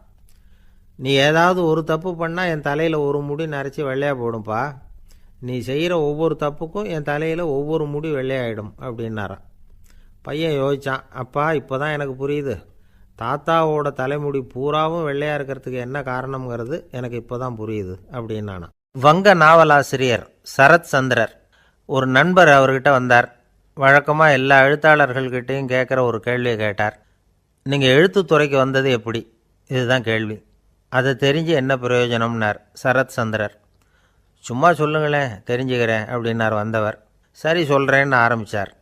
நான் ரங்கூனில் வேலை பார்த்துக்கிட்டு இருந்தேன். சம்பளம் பத்தல. வேலையும் பார்த்துக்கிட்டு ஒரு பலசரக்கு கடை வைக்கலாம்னு நினச்சேன். என்னால் மளிகை கடை வச்சு சரியாக நடத்த முடியுமாங்கிற சந்தேகம் என் மனைவிக்கு. அதை சோதனை பண்ணி பார்க்கணுங்கிறதுக்காக சில பொருள்களின் அளவு, அதோட விலை, இப்படி சிலதை சொல்லி எல்லாத்தையும் மனக்கணக்காக கூட்டி போட சொன்னாங்க. என்னால் சரியாக கூட்டி சொல்ல முடியல. உங்களால் மளிகை கடை நடத்த முடியாதுன்னு சொல்லிவிட்டாங்க. உடனே என்ன பண்ணுறது, வேறு வழி இல்லை, கதை எழுத ஆரம்பிச்சிட்டேன் அப்படின்னார். கேட்டவருக்கு சிரிப்பு வந்துட்டு தான். சரத் சந்திரர் ஒரு பக்கம் சீரியஸான நாவல்கள், சிறுகதைகள் எழுதியிருந்தாலும் அவருடைய இன்னொரு பக்கம் வேறு விதம். நண்பர்கள்கிட்ட பேசும்பொழுதும் சரி, அவர்களுக்கு கடிதங்கள் எழுதும்போதும் சரி, கேலியும் கிண்டலும் நகைச்சுவை உணர்வும் அதிகமாக இருக்கும். காந்திஜி ஒரு சமயம் கல்கத்தாவுக்கு வந்திருந்தார். தேசபக்தர்கள் பல பேர் அவர்கிட்ட பேசிக்கிட்டு இருந்தாங்க. அப்போது சரத் சந்திரரும் அங்கே இருந்தார். கிரண் சங்கர் ராய் அப்படிங்கிறவரும் அங்கே இருந்தார். அவர் சொன்னாராம், காந்திஜியோட பழகிய முதல் வங்காளி நான் தான். போயர் யுத்த காலத்தில் இவர் லண்டனுக்கு வந்திருந்தப்போ என்கிட்ட தான் வங்காள மொழி கற்றுக்கிட்டார் அப்படின்னாராம். உடனே சரத் சந்திரர் காந்திஜியை பார்த்து, இவர் உங்களுக்கு வங்காள மொழி கற்றுக் கொடுத்தது உண்மைதானா அப்படின்னாராம். ஆமான்னாராம் காந்தி. அதனால தான் உங்களால் வங்காள மொழி கற்றுக்க முடியல அப்படின்னாராம். எல்லாரும் சிரித்தாங்களாம். சரத் சந்திரர் சாம்தாபேர் அப்படிங்கிற கிராமத்தில் தங்கியிருந்தார். ஒரு இலக்கிய நிகழ்ச்சியில் கலந்துக்கிறதுக்காக. அதுக்காக ஒரு கல்கத்தாவுக்கு போக வேண்டிய சூழ்நிலை. அதுக்காக புறப்பட்டார். அந்த சமயத்தில் பின்னாடி இருந்து யாரோ அவரை கூப்பிட்டாங்க. இப்படி கூப்பிட்டவரை பார்த்து இன்னொருத்தர் யாரோ அதட்டி இருக்கிறாங்க. போகிறவரை ஏன் இப்படி கூப்பிடுறீங்க அப்படின்னு. ஏன் கூப்பிட்டா என்னன்னு கேட்டிருக்கார் சரத் சந்திரர். புறப்படுறவங்கள பின்னாடி இருந்து கூப்பிடுறது அபசகுனம், போகிற இடத்துல ஏதாவது ஆபத்து வரலாம் அப்படின்னு அதுக்கு விளக்கம் கொடுத்துருக்கிறார் அவர். உடனே சரத் சந்திரர் சொன்னாராம், இதோ இவங்க என்னை இலக்கிய கூட்டத்துக்கு அழைச்சிட்டு போகிறாங்களே, இதை விட வேறு என்ன ஆபத்து வந்துட போகுது அப்படின்னாராம். இப்படி சரத் சந்திரருக்கு இயல்பாகவே நகைச்சுவை உணர்வு உண்டு. அவருடைய நண்பர் ஒருத்தர் வீட்டுக்கு கூப்பிட்டுருந்தார். அங்கே ஒரு கச்சேரிக்கு ஏற்பாடு பண்ணியிருந்தாங்க. சரத் சந்திரருக்கு இயல்பாகவே கச்சேரியில் நீண்ட ஆலோசனையெல்லாம் கேட்குறதுக்கு பொறுமை இருக்காது. அதனால் மெதுவாக பாட போகிறவர் எப்படி அப்படின்னு கேட்டிருக்கார். அவருக்கு ரொம்ப நல்லா பாட தெரியும் அப்படின்னு சொல்லியிருக்கிறாங்க. அதுக்கு சரத் சந்திரர், பாட தெரியுங்கிறது சரி, பாட்டை நிறுத்த தெரியுமா அதை சொல்லுங்கள் முதல்ல அப்படின்னாராம். கங்கை கரை தோட்டம் பக்கத்தில் ஒரு ஆசிரமம், அங்கே ஒரு பெரியவர் தங்கியிருக்கிறார். அவர் தான் ராமகிருஷ்ணன். ஐயா, உங்கள் பேரை தொடர்ந்து தினம் கேட்டுக்கிட்டு இருக்கிறேன் அப்படின்னார் ஒருத்தர். தொடர்ந்து கேட்குறீங்களே, உங்களுக்கு காது வலிக்கலையா அப்படின்னு கேட்டோம். பேசுகிற உங்களுக்கே வாய் வலிக்கலை அப்படிங்கிறப்போ கேட்குற எங்களுக்கு எப்படி காது வலிக்கும் அப்படின்னார். நம்ம உடம்புல ஒரு அதிசயம் என்ன தெரியுமா? ரொம்ப நேரம் நாம் நடக்கிறோம்னு வச்சுக்கோங்க, கால் வலிக்கும். ரொம்ப நேரம் வேலை செஞ்சால் கை வலிக்கும், உடம்பு வலிக்கும். ரொம்ப நேரம் பார்த்துக்கிட்டே இருந்தால் கண்ணு வலிக்கும். ரொம்ப நேரம் பேசிக்கிட்டே இருந்தால் வாய் கூட வலிக்கும். ஆனால் ரொம்ப நேரம் கேட்டுக்கிட்டே இருக்கிறதுனால காது வலிக்கிறது இல்லை. அதனால் கேட்குறதுக்கு முக்கியத்துவம் கொடுத்தாங்க நம்ம பெரியவங்க. திருவள்ளுவர் தேவையில்லாமல் வார்த்தைகளை உபயோகப்படுத்த மாட்டார். ஒரு திருக்குறள்னு எடுத்துக்கிட்டாவே அதில் மொத்தம் 7 வார்த்தைகள், அவ்வளவுதான். அப்படி 7 வார்த்தைகள் மட்டுமே உள்ள ஒரு திருக்குறளில் வள்ளுவர் ஒரே வார்த்தையை 5 தடவை உபயோகப்படுத்தியிருக்கிறார், திரும்ப திரும்ப பயன்படுத்தியிருக்கிறார். அப்படின்னா அதை எந்த அளவுக்கு வலியுறுத்தி சொல்கிறார் அப்படிங்கிறத நாம் புரிஞ்சுக்கணும். அது என்ன குறள்? செல்வத்துள் செல்வம் செவிச்செல்வம், அச்செல்வம் செல்வத்துள் எல்லாம் தலை. செவிச்செல்வம்ங்கிறது அவ்வளவு முக்கியமானது. கற்றலின் கேட்டல் நன்று. அதிகம் கேட்கணுங்கிறதுக்காக தான் எவ்வளவு கேட்டாலும் காது வலிக்கிறதில்ல. குறைச்சலாக பேசணும், அதிகமாக கேட்கணும். இன்னொரு விஷயம் கவனிங்க. நம்ம உடம்பில் கண்ணுக்கு மூடி இருக்குது, எதையாவது நாம் பார்க்க விரும்பலைன்னா உடனே கண்ணை மூடிக்கலாம். நம்ம வாய்க்கு மூடி இருக்குது, பேச விருப்பம் இல்லையா, வாயை மூடிக்கலாம். மூக்குக்கு கூட மூடிக்கிற வசதி இருக்குது, எதையாவது முகர விருப்பம் இல்லையா, மூச்சை அடக்கிக்கலாம். ஆனால் பாருங்கள், காதுக்கு மூடி கிடையாது, அதை கையால் தான் மூட முடியும். யார் என்ன சொன்னாலும் அது நல்லதோ கெட்டதோ காதில் விழுந்துக்கிட்டு தான் இருக்கும். அறிவு தான் நல்ல விஷயங்களை எடுத்துக்கிட்டு கெட்ட விஷயங்களை விட்டுடணும். நல்ல கருத்துக்கள் நம்ம காதில் நிறைய விழுந்துக்கிட்டே இருக்கணும். அதை கேட்டு நாம் நல்லபடியாக வாழணுங்கிறது தான் படைப்பின் விருப்பம். ஆன்மீகவாதிகள் கூட ஒன்று சொல்லுவாங்க. அதாவது, ஆன்மீக பாதையில் நீங்கள் முன்னேறணும்னா முதல்ல சிரவணம் செய்யணும்பாங்க. அதாவது பெரியவங்க சொல்கிற நல்ல கருத்துக்களை கேட்கணும் அப்படின்னு அதுக்கு அர்த்தம். அதனால் யார் நல்ல கருத்துக்களை சொன்னாலும் அதை காது கொடுத்து கேளுங்க. இவ்வளவு கருத்துக்களையும் நம்ம நேயர் ஒருத்தர்கிட்ட சொல்லிகிட்டு இருந்தோம். அவரும் சரி சரின்னு தலையாடிக்கிட்டே இருந்தார். அப்புறம் சொன்னார், நீங்கள் சொல்கிறது சரிதான் சார், காதுக்கு மூடி இல்லைங்கிறது ரொம்ப சரி. அதனால தான் உங்கள் தகவல் கூட நாங்கள் விரும்புகிறோமோ இல்லையோ தினம் காதில் விழுந்துக்கிட்டு இருக்குது அப்படின்னார். எங்களுக்கு ரொம்ப பெருமையாக இருந்தது. அப்படியா அப்படின்னோம். ஆனாலும் என்ன மாதிரி சில பேர் நீங்கள் தகவல் சொல்கிற சமயத்தில்